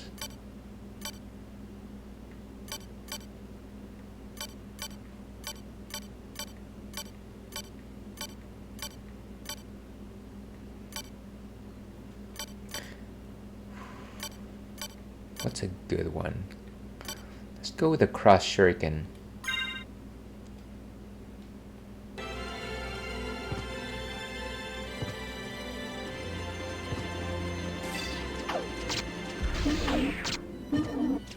Well, I heard him twice. I don't think that really did much of anything.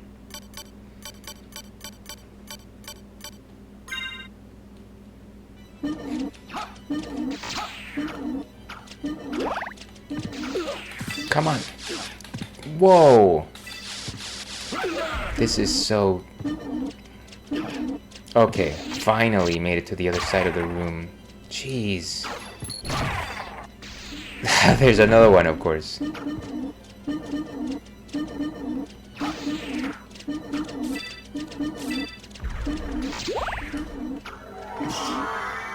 Why did I turn into a bat? I have no idea. But problem solved. I hate those things. Ooh, what is that a giant knight? That thing looks huge. This is not a door. I don't think he likes me.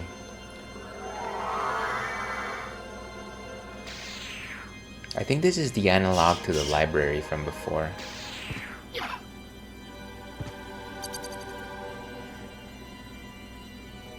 What is this place? Is it an elephant graveyard? Wow.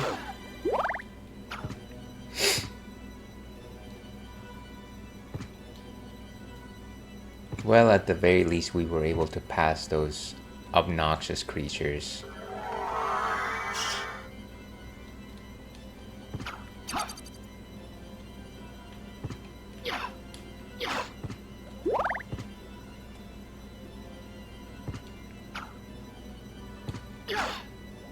I think it's the specialty of this reverse castle that you are constantly just powering up because the enemies are very OP.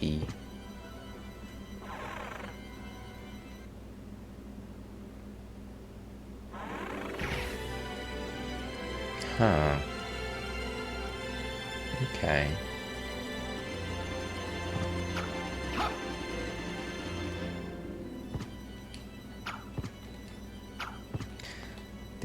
These bricks look so breakable, just like those underneath Bowser in Super Mario Bros. 3.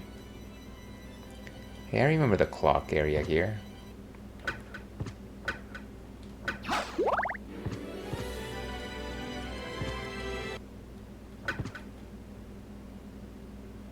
Interesting. Well, there's so many ways to go here.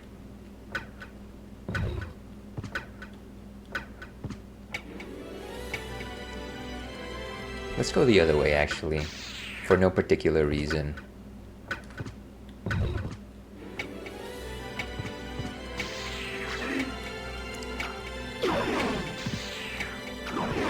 Whoa, hey, 65? That's crazy.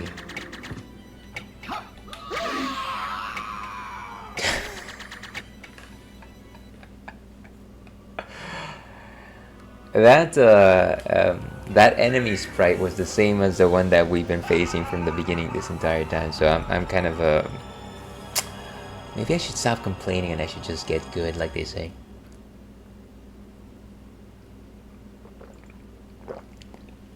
Good times. Well, we have made no progress. Let's go back in.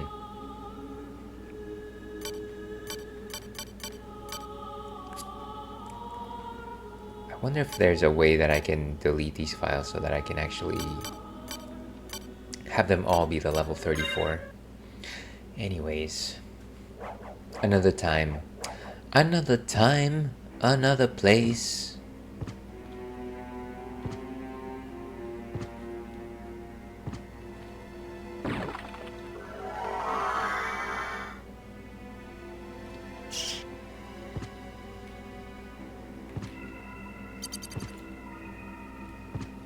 Well, I guess I won't be wasting my shuriken on those enemies since I can't really beat them.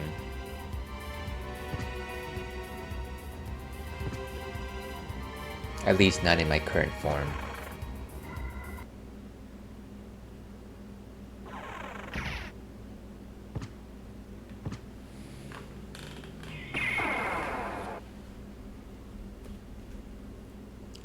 Two days to come.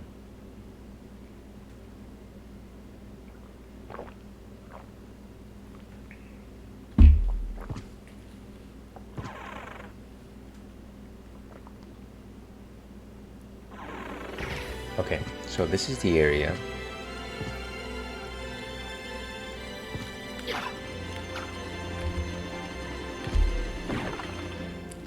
Let's see if I can equip something that will make a difference, actually. Let's see if the Holy Rod actually does anything for us. And in terms of a shield, I haven't really gotten anything new recently.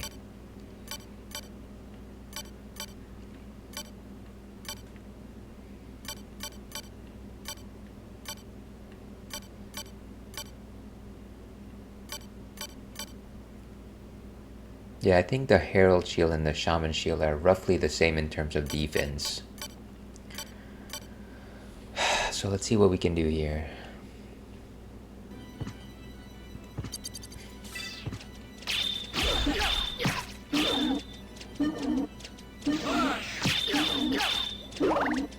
Go down, go down. Wow, I actually beat the thing. But I literally have to make sure that he doesn't push me away from the screen, which is kind of obnoxious.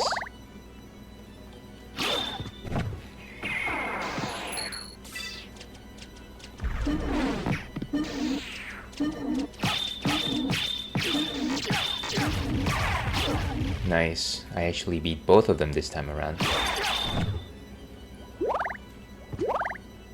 That's the power of the Keyblade. Okay, so this is the room with the gigantic knight.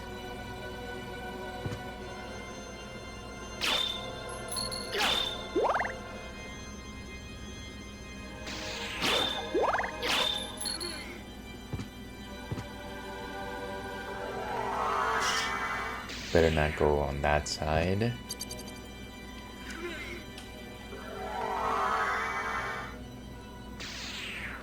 Maybe go here. Oh, this is also a close. Ooh! Yes! What? Ooh, level up.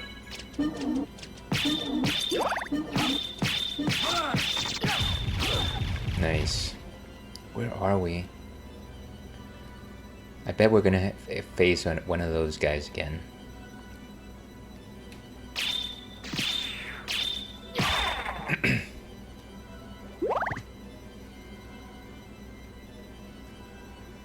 Oh, nice. None of those guys. Ooh, Opal. Sword of Hador. And a high potion. I will sell it as a high price. So what is that thing? Sword of Hador.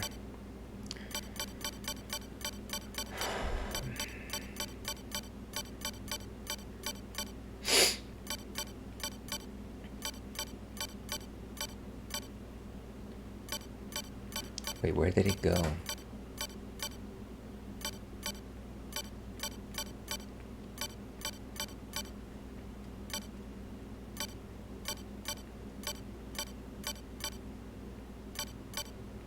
And stop me if you've heard me say this before, but just the sorting system in this game makes it kind of a pain in the butt to find anything. That's an attack boost of 12. Let's go with that. But how does it compare to our current sword, which is the Mormagil sword? Jimmy Mormagil. Oh, we got 4 high potions.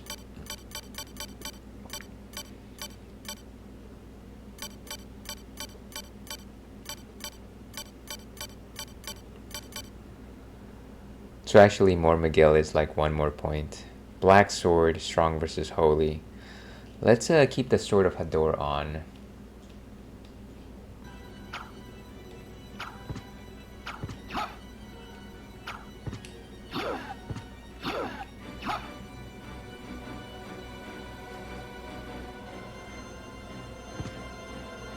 Okay, so now we're going back into the room with the Giant Knight.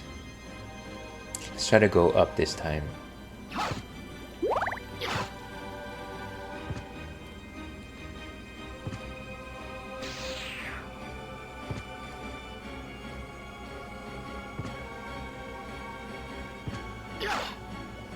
Big heart. Big love for everyone. Oh, come on.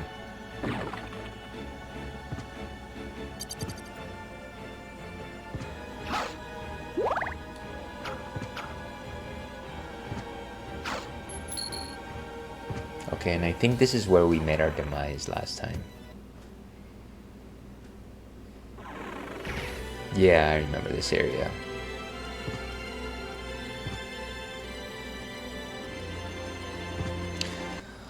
So, you know what we're gonna do? We're gonna take a quick break here. We're gonna take young Churro out for a potty break. I'm gonna take a bio break myself. I'll be back in about 7-8 minutes or so. Here's hoping that I see you on the other side. So, see you then.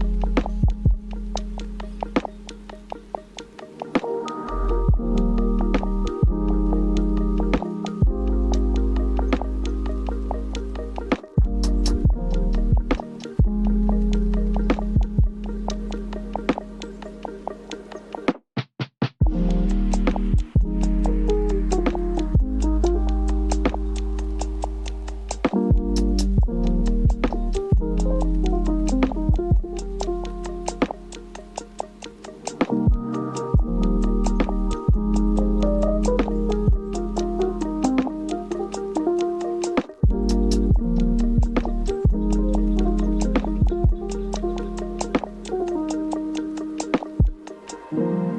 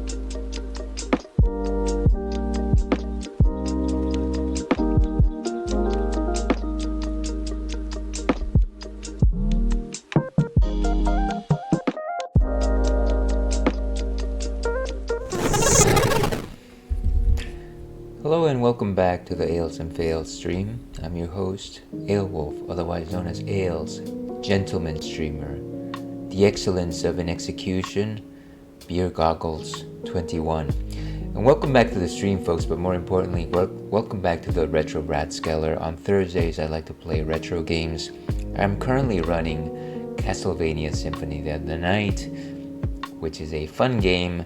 I'm currently in the reverse or upside down castle. We're just exploring. I'm kind of aimless, but I am very quickly finding out that a lot of the monsters here are very tough, and even though I can kill them in a couple of blows, they can do exactly the same to me.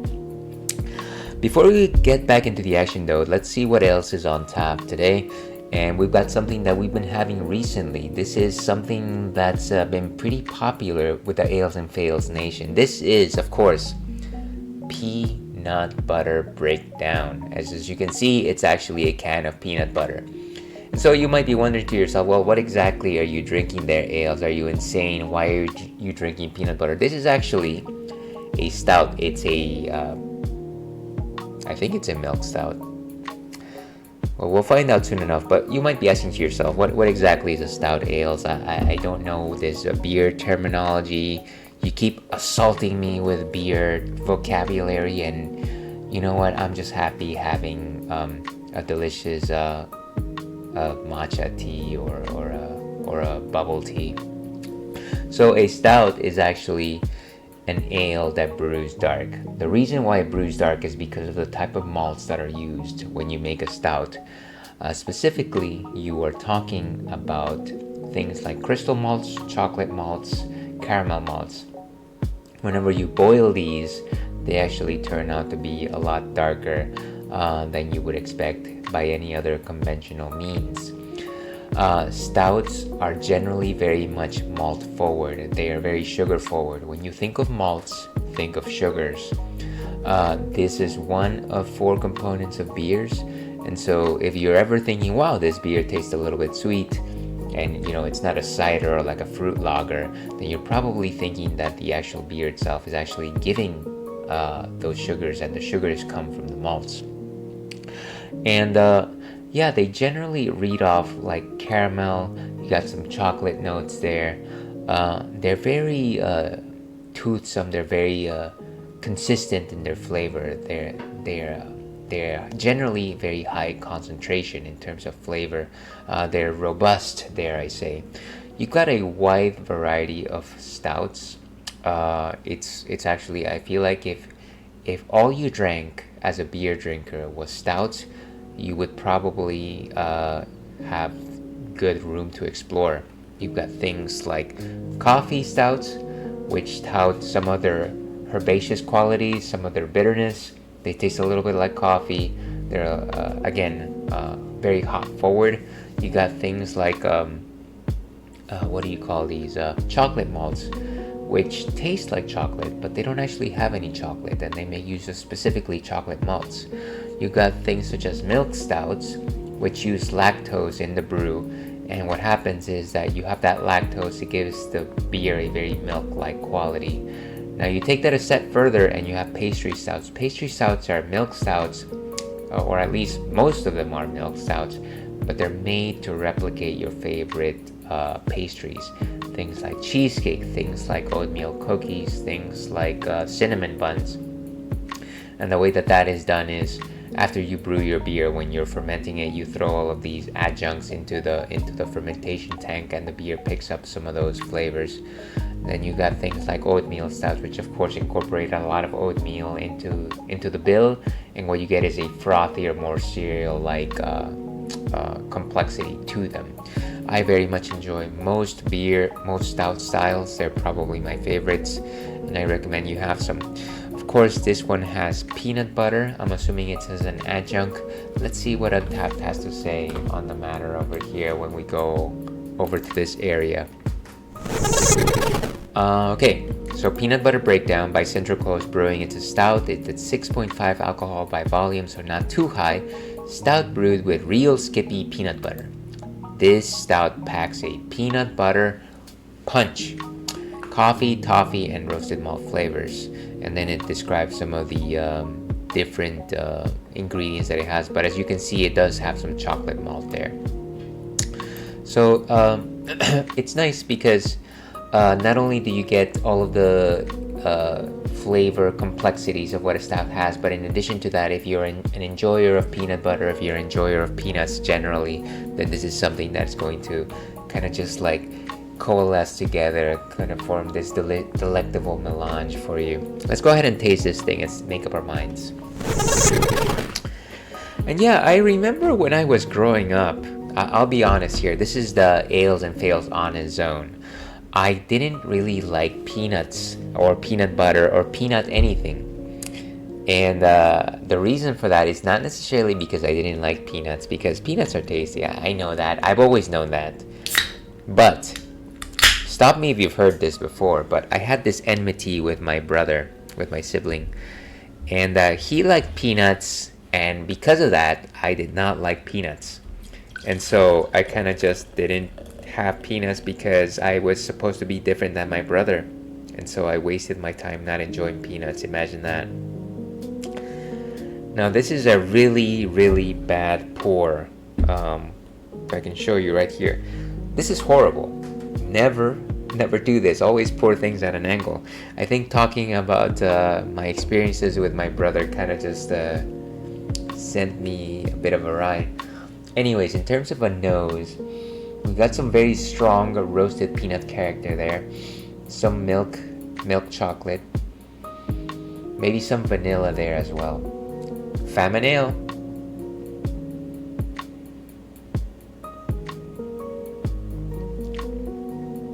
So I think, excuse me, a lot of what I'm tasting there is the foam itself. It's actually quite creamy. I mean, the foam itself is actually quite delicious.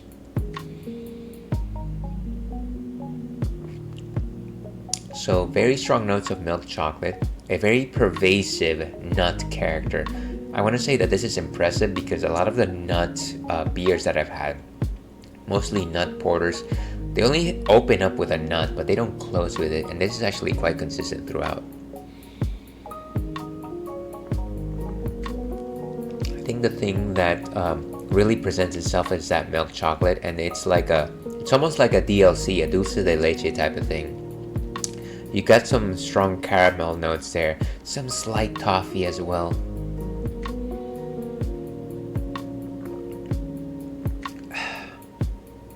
Yeah, and again, a very caramel forward type of beer. I want to say very little bitterness, very strong body, a 2.5 to 3 out of 5 in terms of composition. This is delicious. I love peanut butter breakdown. Let's go ahead and give this a rating.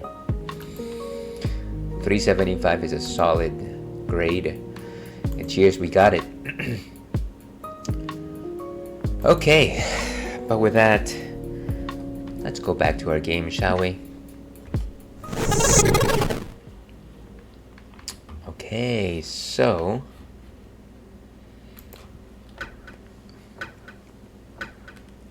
we're still at the clock room. We're trying to avoid death.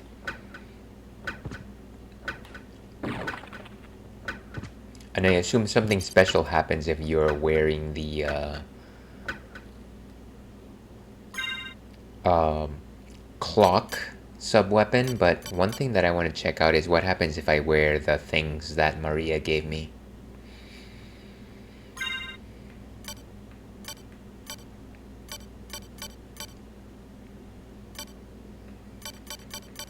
Are those things even in my inventory anymore?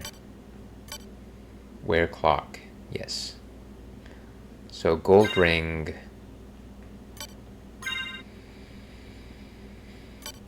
And silver ring. Maybe I need to go back in and out. I don't think anything is changing, so it is safe to say that nothing will happen.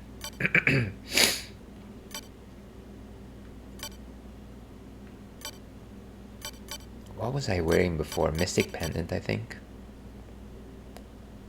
Yeah. And then the holy ring or holy pendant. There we go. This one actually raises all of our stats.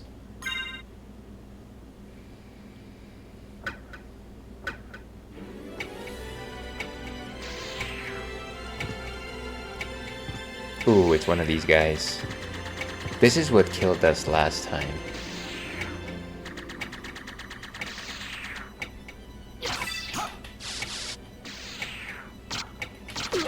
Whoa, hey. Oh gosh. Well, that was pointless. Ah, that's obnoxious.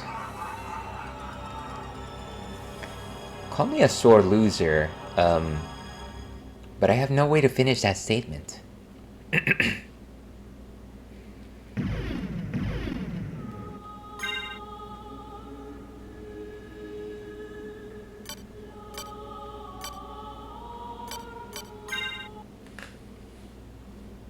Okay, let's see.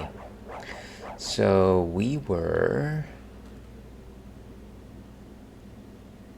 Right, we have to take the warp.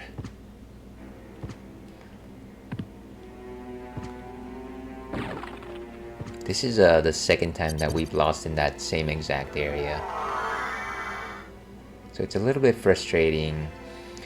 It might behoove us to not go there until we are stronger.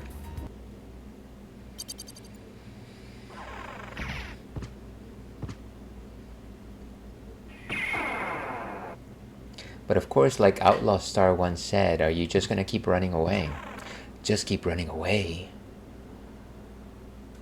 I'm not running. Okay, where are we on the map? Yeah, so we missed that entire area over there. Maybe what we do this time is we go to this location over here. It seems like we haven't explored a lot of this area over here. We'll come back to this. I'm kind of just a little bit...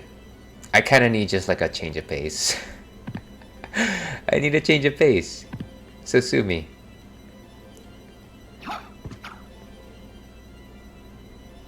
Ah, these guys. This is like the first time we faced these jumping guys.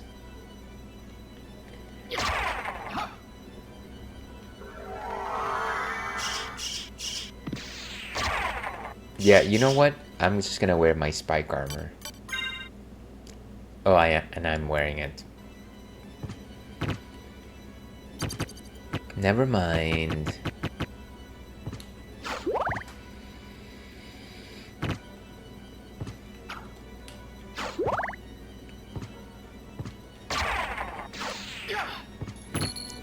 Do you think that the ghost dancer was a dancer who died and then became a ghost? Or were they a ghost first and then in the afterlife they were like, well, I don't have a lot going for myself. I'm gonna start dancing.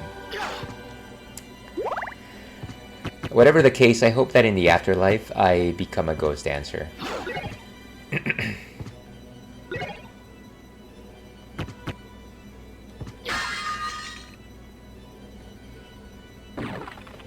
Okay, so we've got this entire area that we haven't explored.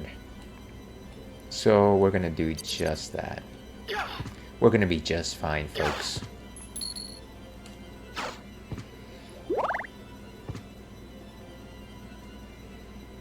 Oh, this guy.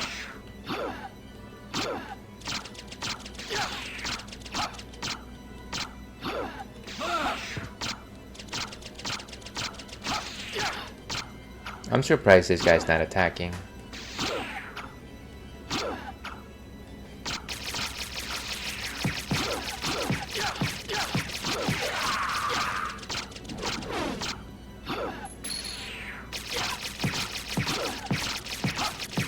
Beautiful. Get him, sword buddy. The one thing about using sword buddy is kind of just the idea that if he's locked onto where the enemy is, he does a lot of damage.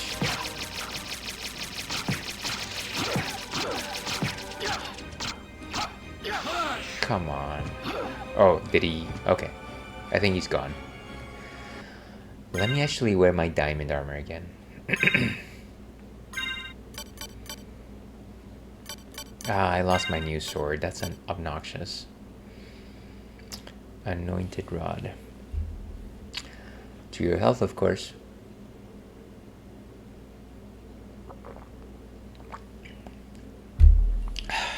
And let me just check on a couple things here. Okay. Good times, as they say, good times. Have I actually been to this room? No, I haven't. Is a panther gonna show up and gonna destroy me? These narrow corridors are always a little bit surprising, so I'm a little bit hesitant to just go. What is that?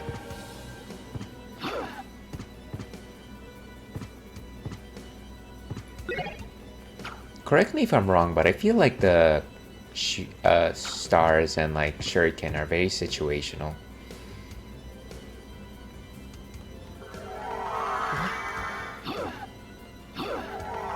Hey, made it. Probably could have turned into a dog for that one. Oh, is this a boss? This sounds like a boss. This smells like a boss. Let's give it a shot. I'm gonna wear... No, that's fine. I think we're good. Let's make it happen, Cap'n. Whoa, hey.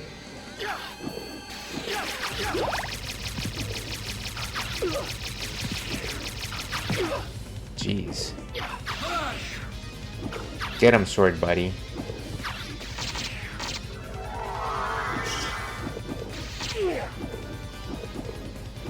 What is up here? Doesn't seem to be anything important.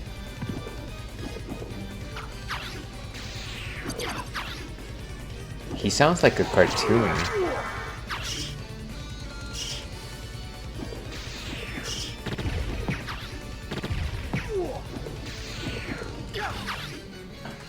Oof.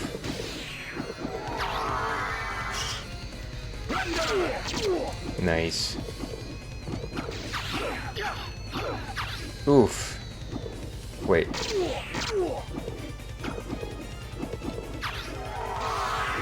We just have to keep running over the thing. Come on.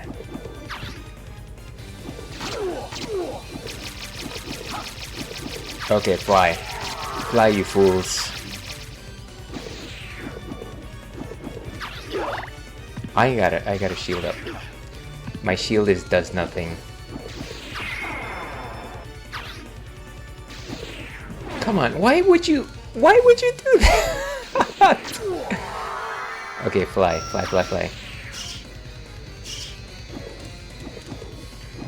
Welcome in, Rich. Sorry that I missed your original message. How are you doing today, friend?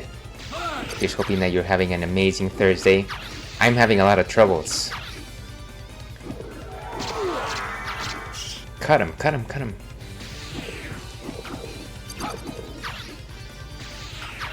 Wow, this guy's reach is just so obnoxious. Ah, okay. Fortunately, I haven't used any of my potions yet. Beautiful.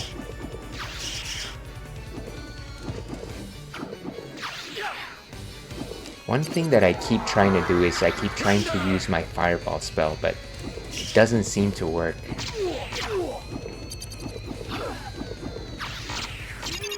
Ooh, got him.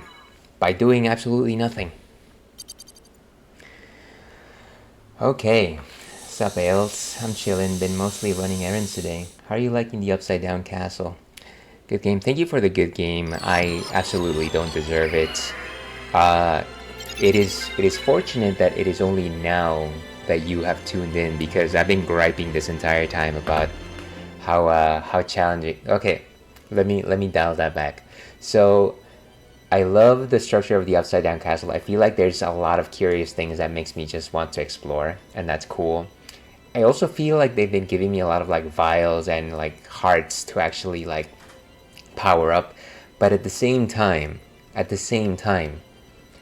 every enemy here, in like 2 or 3 hits, essentially they just cut like me through butter. It's kind of crazy, and I know that I should be more careful. I feel like I'm just like hitting my head against a lot of the enemies, but yeah, they're a lot stronger than they were in the original castle. It's all good. Yeah, every enemy can end you, absolutely.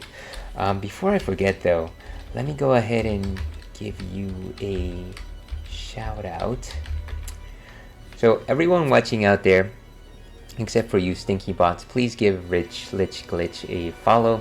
An amazing streamer, certainly an amazing conversationalist, possesses a encyclopedic knowledge of a number of games, and I believe the last time that I popped into your stream, you were playing I think Marvel vs. Capcom. Correct me if I'm wrong. Let's see.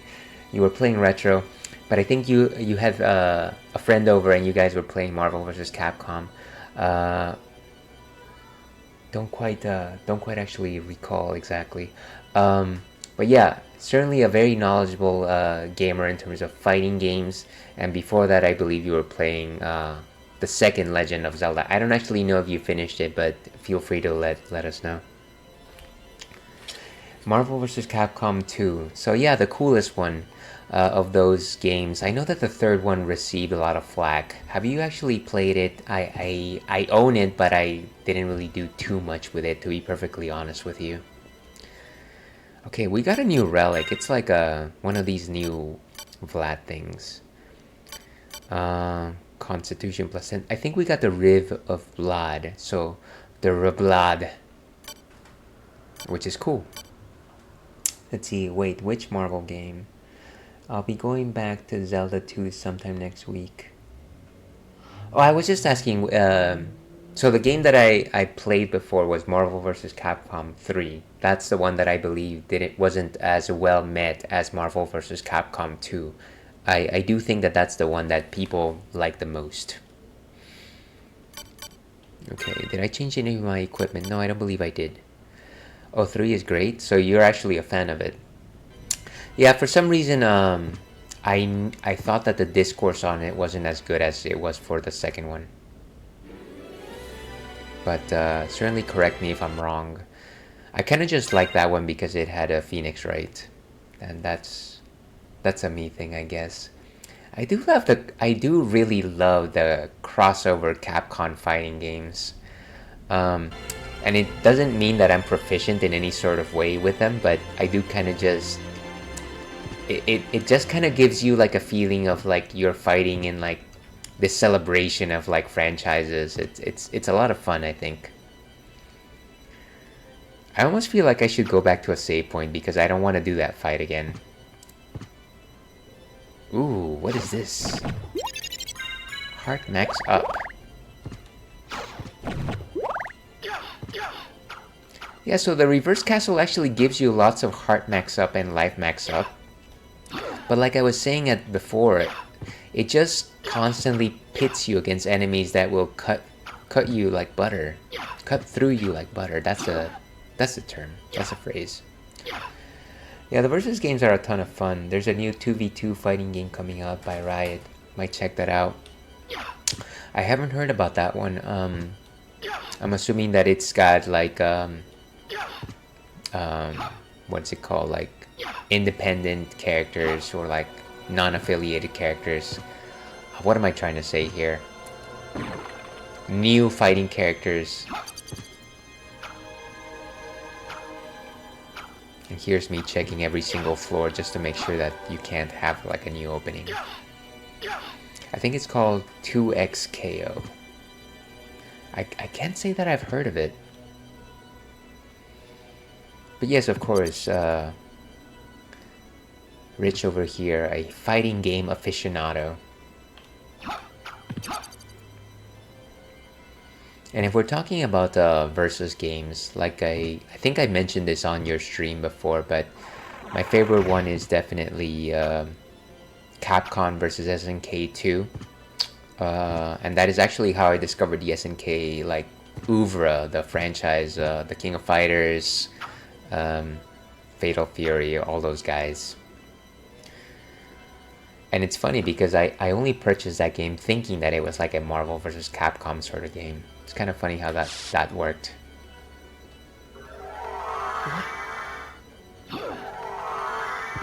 Let's see. Let's see. They're all characters from their games, I think. Oh, gotcha. Yeah, of course, Riot. Riot being a developer of games of renown. I don't know why I said it that way. Thanks, I'm okay. I don't really play other fighting games unless my buddy bugs me. CVS 2 is a very underrated game. I really wish that they would actually re-release that game because as far as I know, that game is locked onto the platforms that released it. Oh, these Karasu men. I kind of just feel like using a library card at this point or just flying away. Oh, of course there's a floor. Ceiling, that is. Whoa, hey.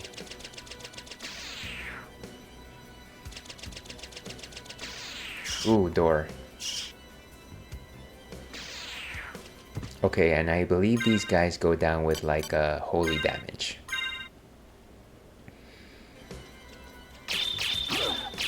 Oh, but I can barely reach them.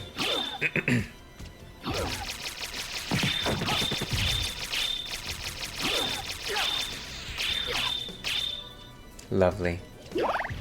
Oh, come on. I hate it when they just push you into like another room and then like the entire room resets.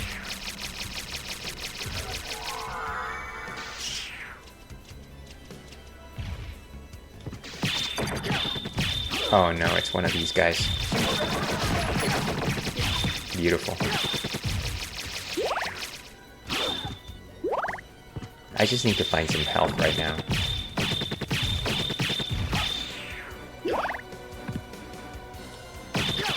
Just running into a pair of legs will actually destroy you as well.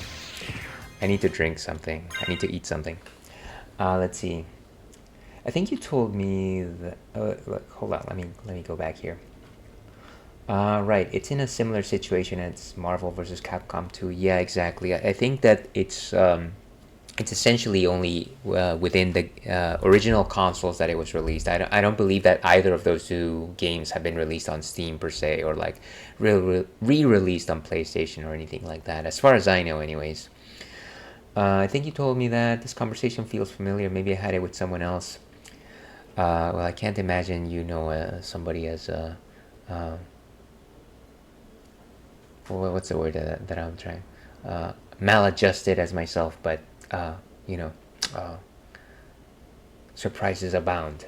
Yeah, so annoying. There's one room in particular with running horses that always knocks me out.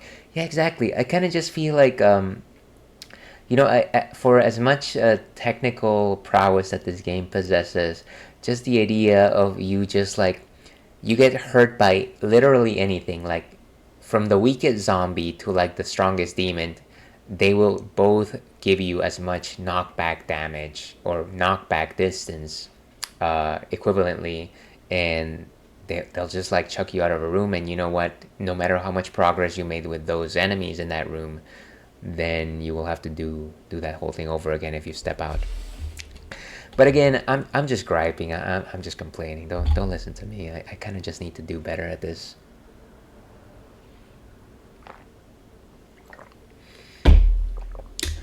But here's hoping that again, your Thursday is going well. Here's hoping that you've got some fun weekend plans ahead of you, perhaps. Let's see, what's a good thing to digest, ingest, consume? We could use a high potion. Let's just use a regular potion. Those are falling out of favor anyways. And it's not much, but it's okay. Let's see, no, I agree. You get punished pretty hard for getting hit in this game, mostly because of the hit stun you get stuck in. Yeah, it's you know, it's not something unfamiliar when it comes to some of these retro games, but it is difficult not to just rage against something like that. You know, it's just like how when you're throwing down in real life and somebody like just like punches you and you like fly back two blocks, just like that sort of thing. Where is my holy rod? Here we go.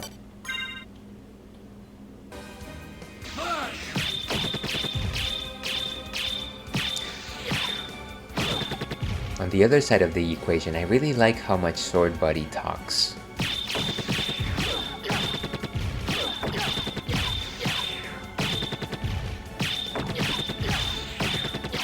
These guys are really eating it. Go flying back anime style. Yeah, exactly. Exactly.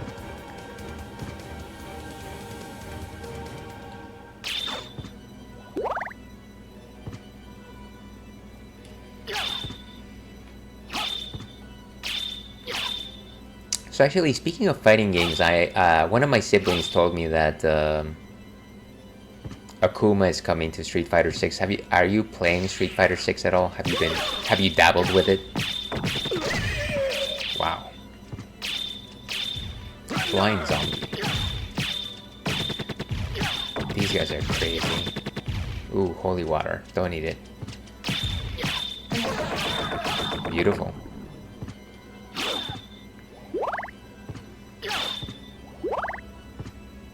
My kingdom for a save room. Let this be the one. It's a ZD room. Well, this... Oh, I remember this area in the regular castle. Let's see, I saw the Akuma trailer. He looks cool. The trailer showed off some fun combos. I'm not dabbling though. I played maybe 8 matches of the beta. I think it's a fun game. I like it. I like it a lot more than Street Fighter 5, but you know, I think that's kind of what most people will say. I think I went into the rabbit hole a little bit too much, and what I mean by that is I'm generally a casual player of like fighting games. I mostly play them because I really like the lore and the story of the fighting games. But I started going through like videos of like playing Street Fighter, and I actually did the same when I started playing King of Fighters 15 or 2025, I forget what it's called.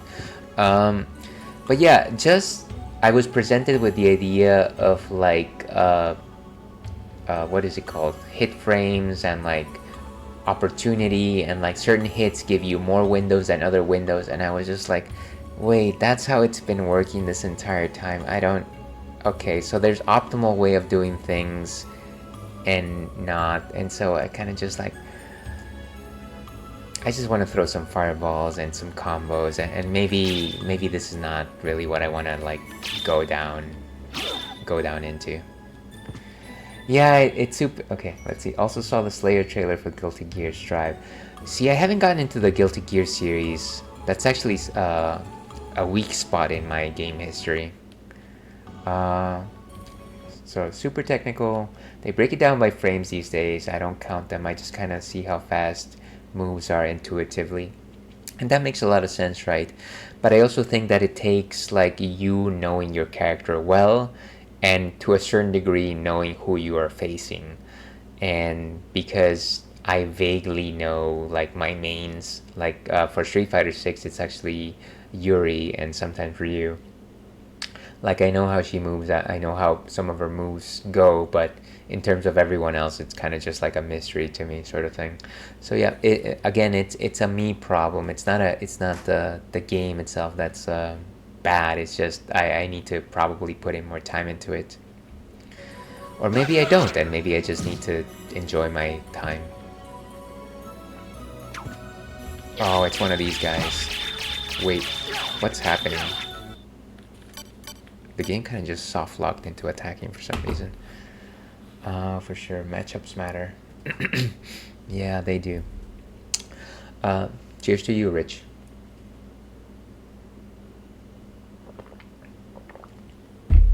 Alright, let's try this. Why? Oh, I see. There's like this demon. I thought that I was like pressing something in my control pad or something. Whoa. Okay, I need a potion. That's crazy.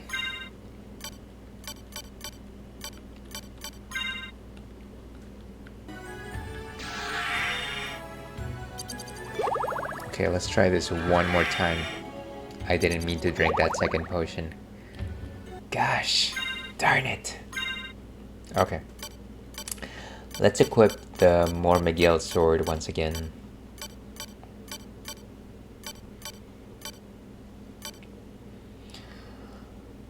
Let's see, this enemy does this. I guess it's like casting Confuse. Yeah, that makes sense. Or like entering like a Berserker status. I thought the exact same thing when I played. Why am I auto-attacking? Yeah, which, has happened before when I just generally will sit on my keyboard for no reason, and then I only notice it 5 minutes later. But I'm using a controller, so that doesn't make any sense.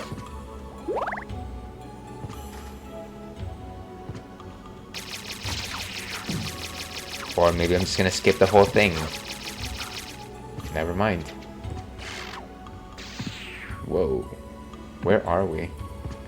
Oh, hi, it's one of those spires. I keep thinking that these little demons are my demon friend.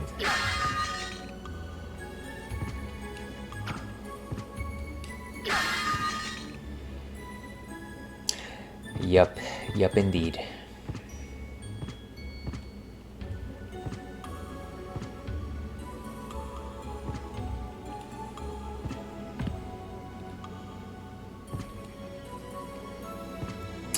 Yeah, speaking of fighting games, I have been itching to go back to King of Fighters 15, which I know I'm terrible at, probably more so than Street Fighter. But yeah, I feel like if we're talking about just character lore, King of Fighters is probably like better than Street Fighter. This is a new area. No, wait, we've been here. No, we've been here, yeah. Let's see. Alright, Ails, I'm gonna go take my dog for a walk. I'll be lurking. Thank you very much for stopping by, Rich. Very, always happy to have the conversations. Do enjoy your walk with your dog, and I'll see you soon. Thank you very much, my friend. And let's see. Do it. King of Fighters needs more love. Absolutely. And welcome first-time chatter, Nate the Great. Let's go. Guy Lucky Bro. That's a lot of emojis. Welcome on in. How are you doing? And also, feel free not to answer that. Yeah, we've been here before. So let's go this way. And maybe let's try to make it to the room to the right. Good! Are you a fan of Castlevania Symphony of the Night? Ooh, spikes. Let's wear our spike armor. Our Spike Spiegel armor.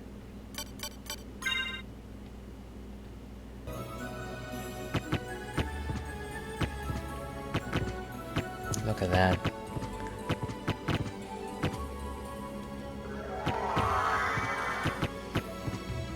Let's see. Good lucky. Sorry, Gummy's hitting. Gummies are good. All of the flavors, cherry, orange, others.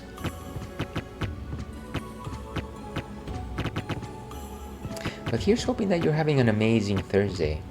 Very much appreciate you sharing some of your time with us today.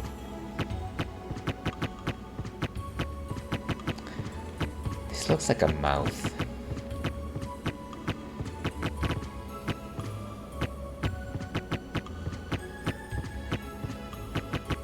Alright.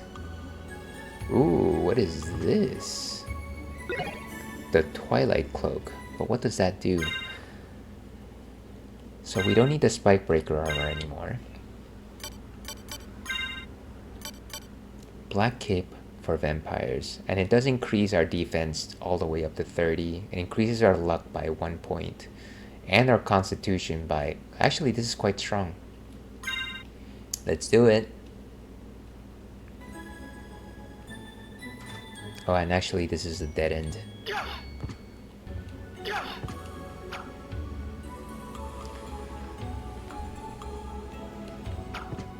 Okay, good times.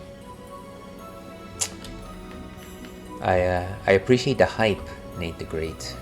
You are indeed, as your namesake suggests, great. Give me just a second here. Making dinner in lurk mode. Hey, absolutely. Thank you very much for lurking.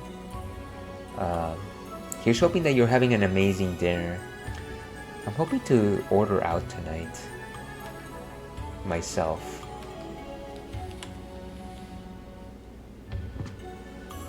Okay, so we've broken most of the spikes here. Here's hoping that I don't actually need to wear the thing again. Seems like the spikes stay broken after we're done with them. Alright, we have to turn into mist.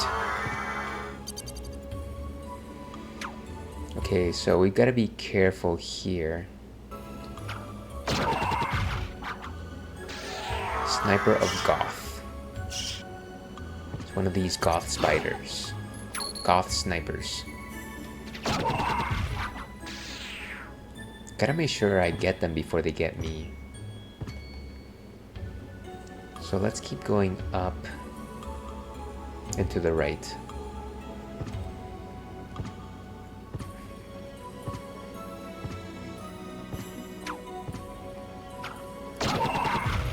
I feel like every time I encounter one of these guys, they're in the middle of like manifesting.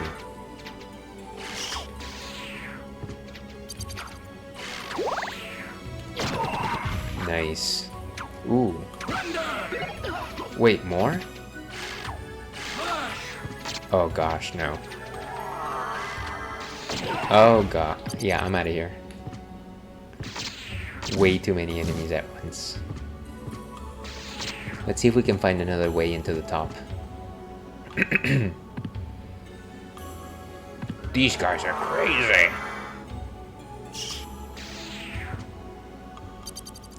Yeah, it's the sort of thing that whenever I encounter way too many enemies at once, regardless of what I'm wearing at that time, they'll kind of just like wreck me. It's kind of annoying. Yeah, let me get to that save room.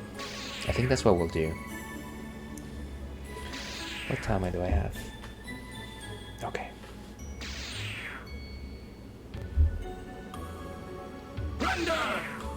Okay. It was a lot easier when we had Bat Buddy here. Let me go ahead and turn him on.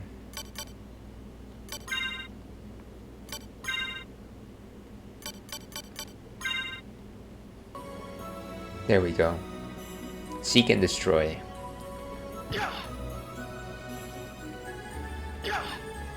Seriously? Whew.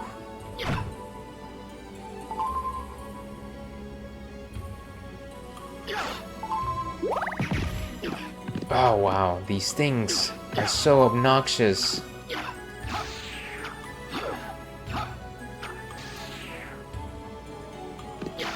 This is crazy. Okay, it's gone. I kind of just need the bat to get them before they get me. There it is. Nice. I love how just my shield flies out.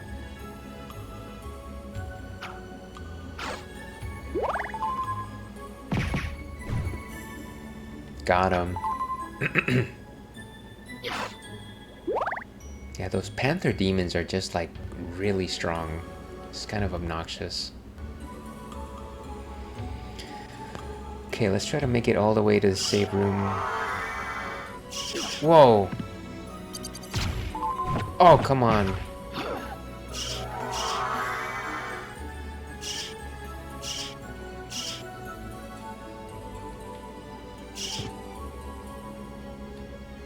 And I'm kind of stressed out here because any hit is going to make us croak. So gotta approach this as carefully as possible.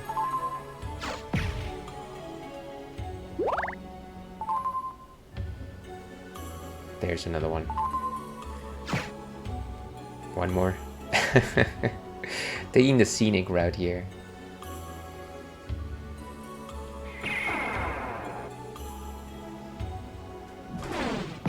Beautiful.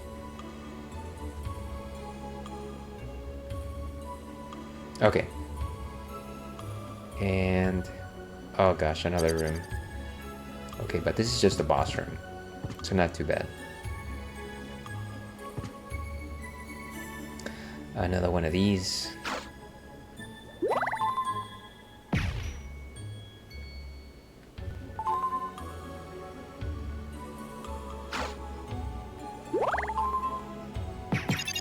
Oh, beautiful. Look at that.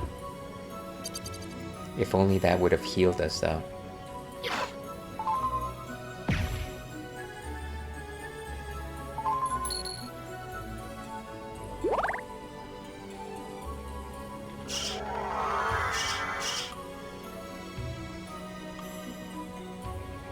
Oh, beautiful.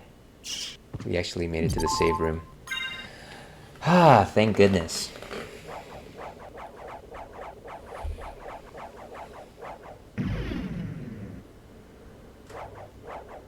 And just a second here.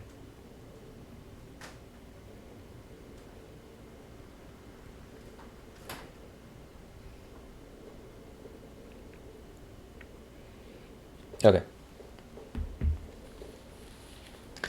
So now we can actually take a few more risks.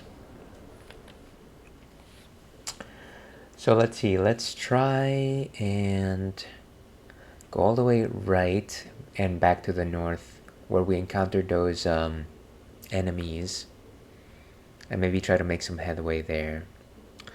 Or maybe what we need to do is actually explore this like entire panel of area that we left open. I don't know that we can actually get there easily through here, but maybe here through the top, which is I think what we did before we lost last time. Let's try, shall we?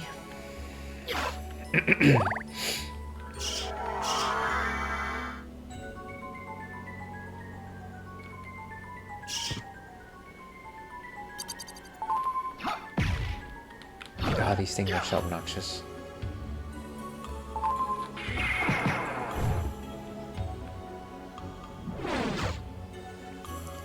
I wish that spell worked a little bit faster.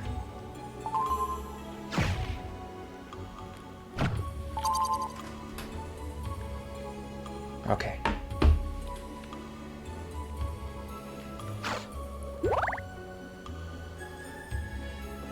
Nice, nice. So we keep going.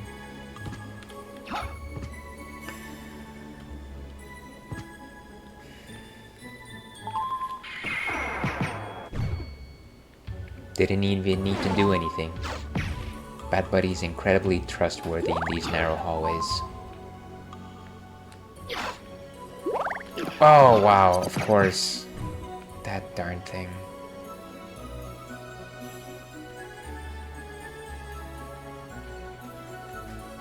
Okay, good.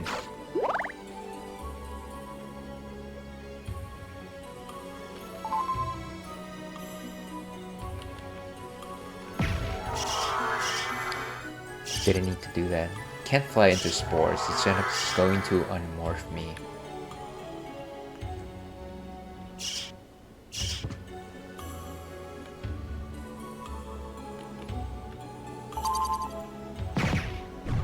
Nice. Oh, come on.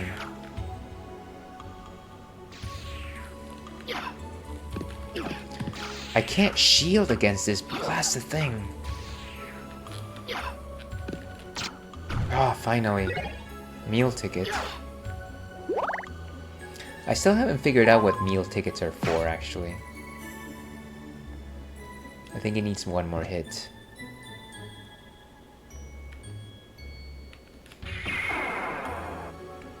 Destruction. Ah, got him.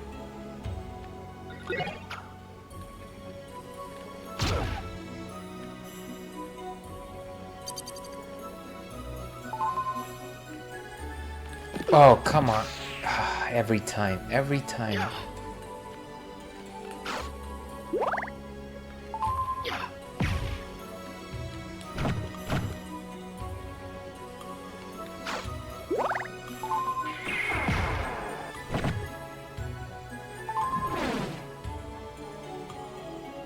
Okay, nice.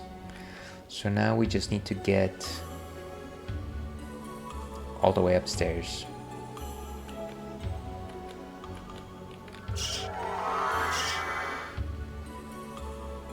Try to stay away from these things that will just...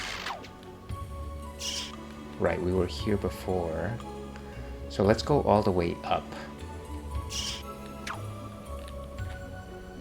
Oh, come on.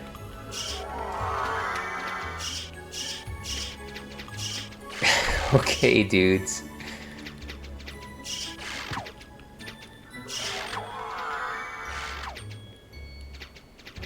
I can't keep up with them. Seriously?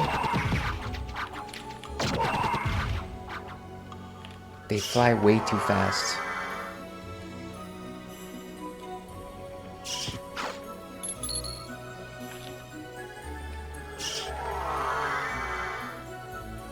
And I'm sure another one of those will pop up quite soon. Yep.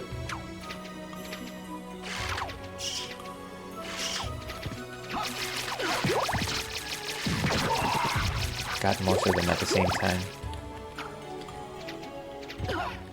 Oh, jeez.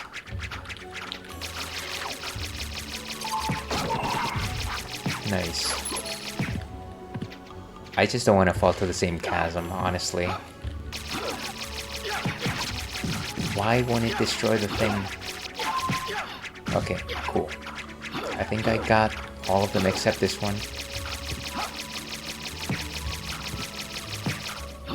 Beautiful. Okay, where haven't I been? It's gotta be up and to the right.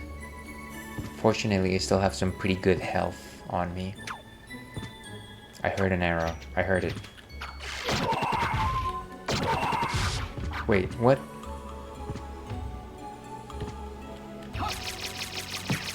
Oh, I see. They're just gonna keep popping up, huh?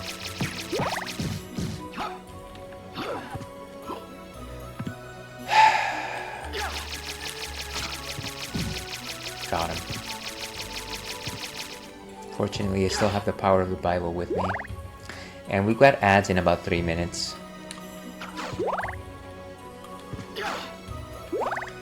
Have I been to that room? Yes, I have. I don't want to leave this room in case the enemies pop up back again. But I haven't... At least I haven't completed my journey on that side.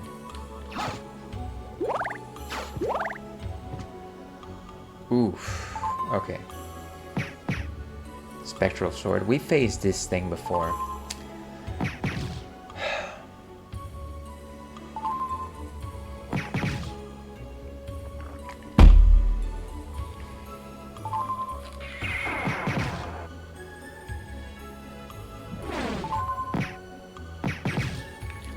All of these shields.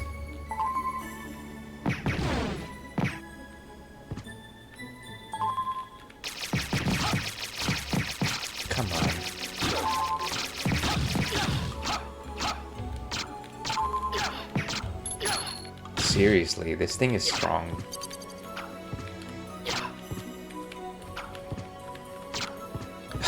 It just ran away.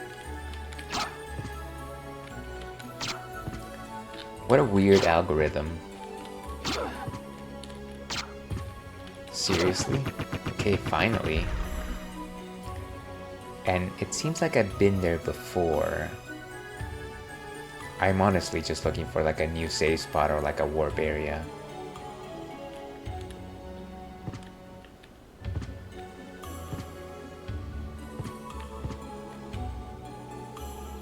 Okay, let's go this way. It looks like I've been here at some point.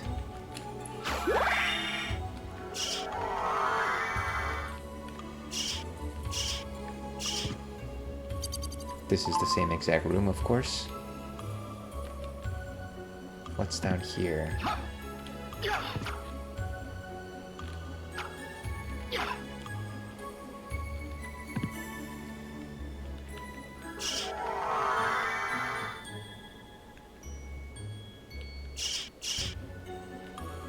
Oh gosh, it's one of these rooms that has like a bunch of ads as well as that sword enemy. Maybe we don't go this way today.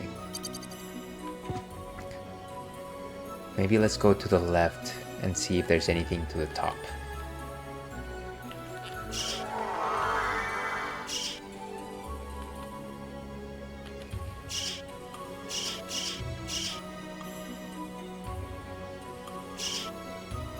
Not too bad.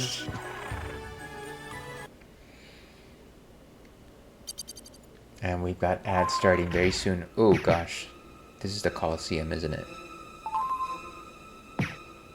Okay, let's... Nice. It's like I remember when that was a tough enemy.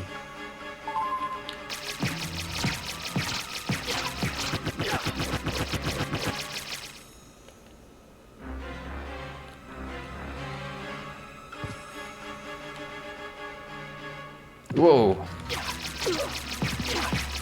Seriously?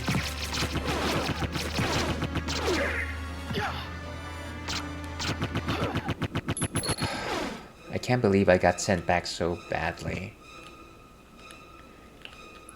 God, just fly! Ah! Ah, thank goodness for save rooms.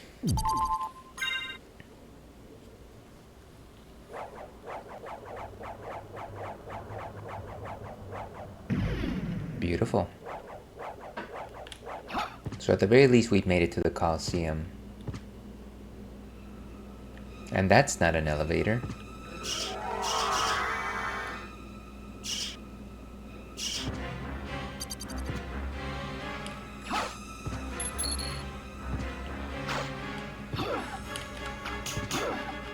Doesn't seem like these things are destroyable.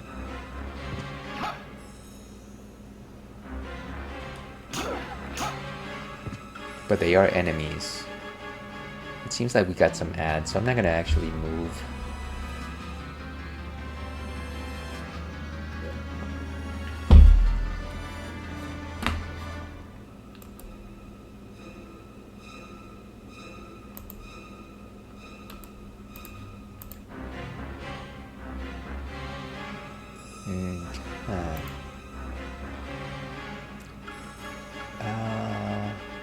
Just a second here, folks.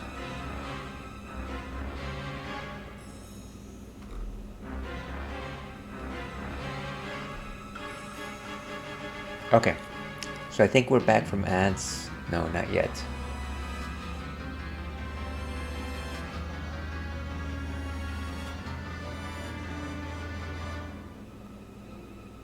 Okay.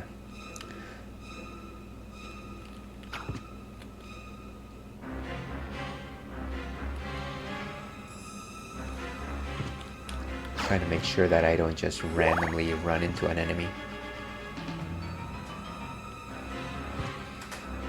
Oof, this room is full of friends.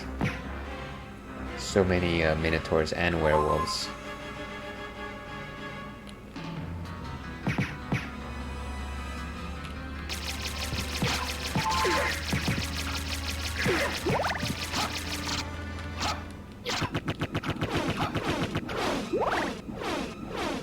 Okay, seems like we got at least 2 of them.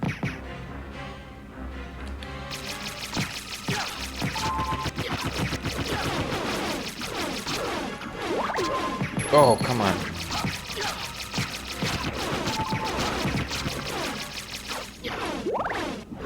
Nice.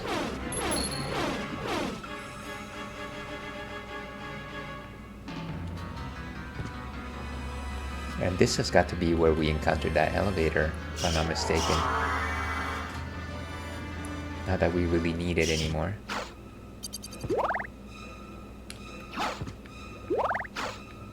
Ooh. Heart max up. Why did I become a doggo? I guess there's no real wrong reason to turn into a doggo anyways.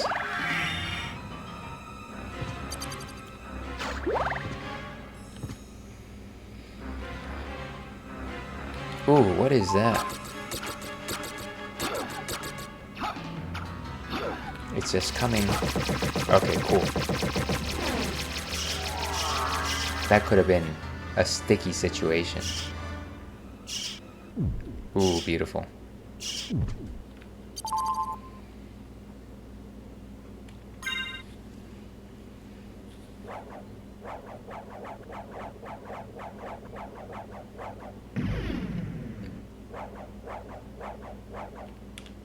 Cool, well, not too bad. Let's see where we are. So we found another save room. Let's see if we can go down.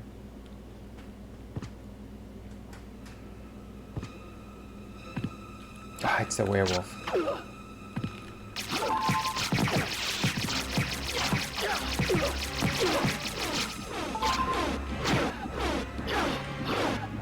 Nice.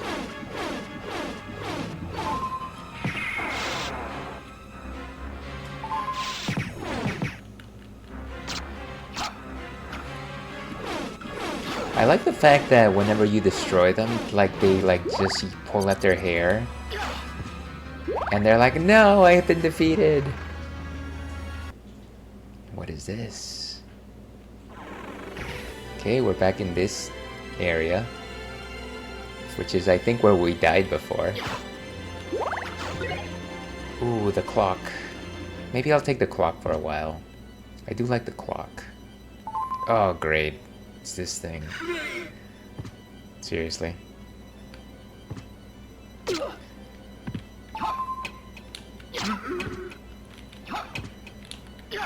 Wait, where is it?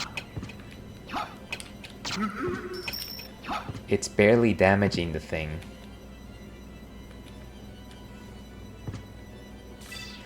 Oh, I remember this room. This is where... Yeah, I remember this. So we're not gonna go there.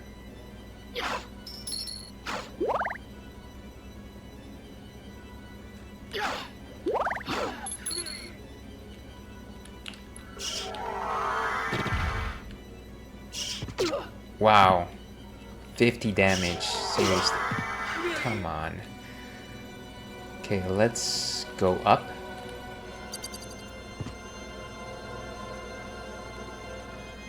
And I think this is actually where we perished once before. Probably. We perished several times in this run.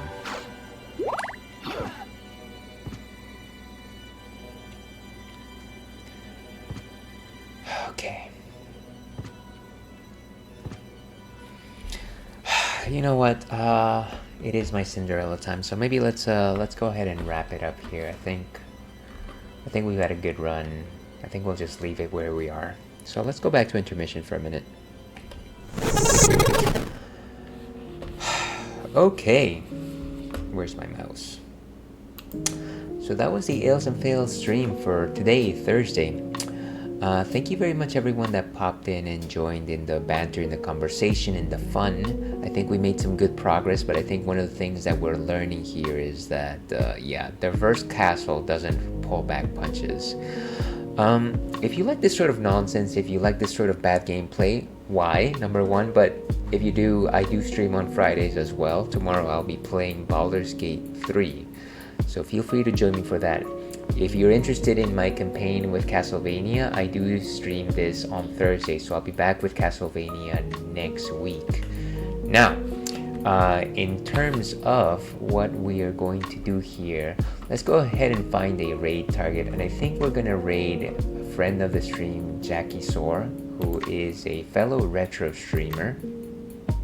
More time. I am not going to go to sleep, but I appreciate that. We're gonna stay up all night, just not on stream today, and I go, but thank you very much.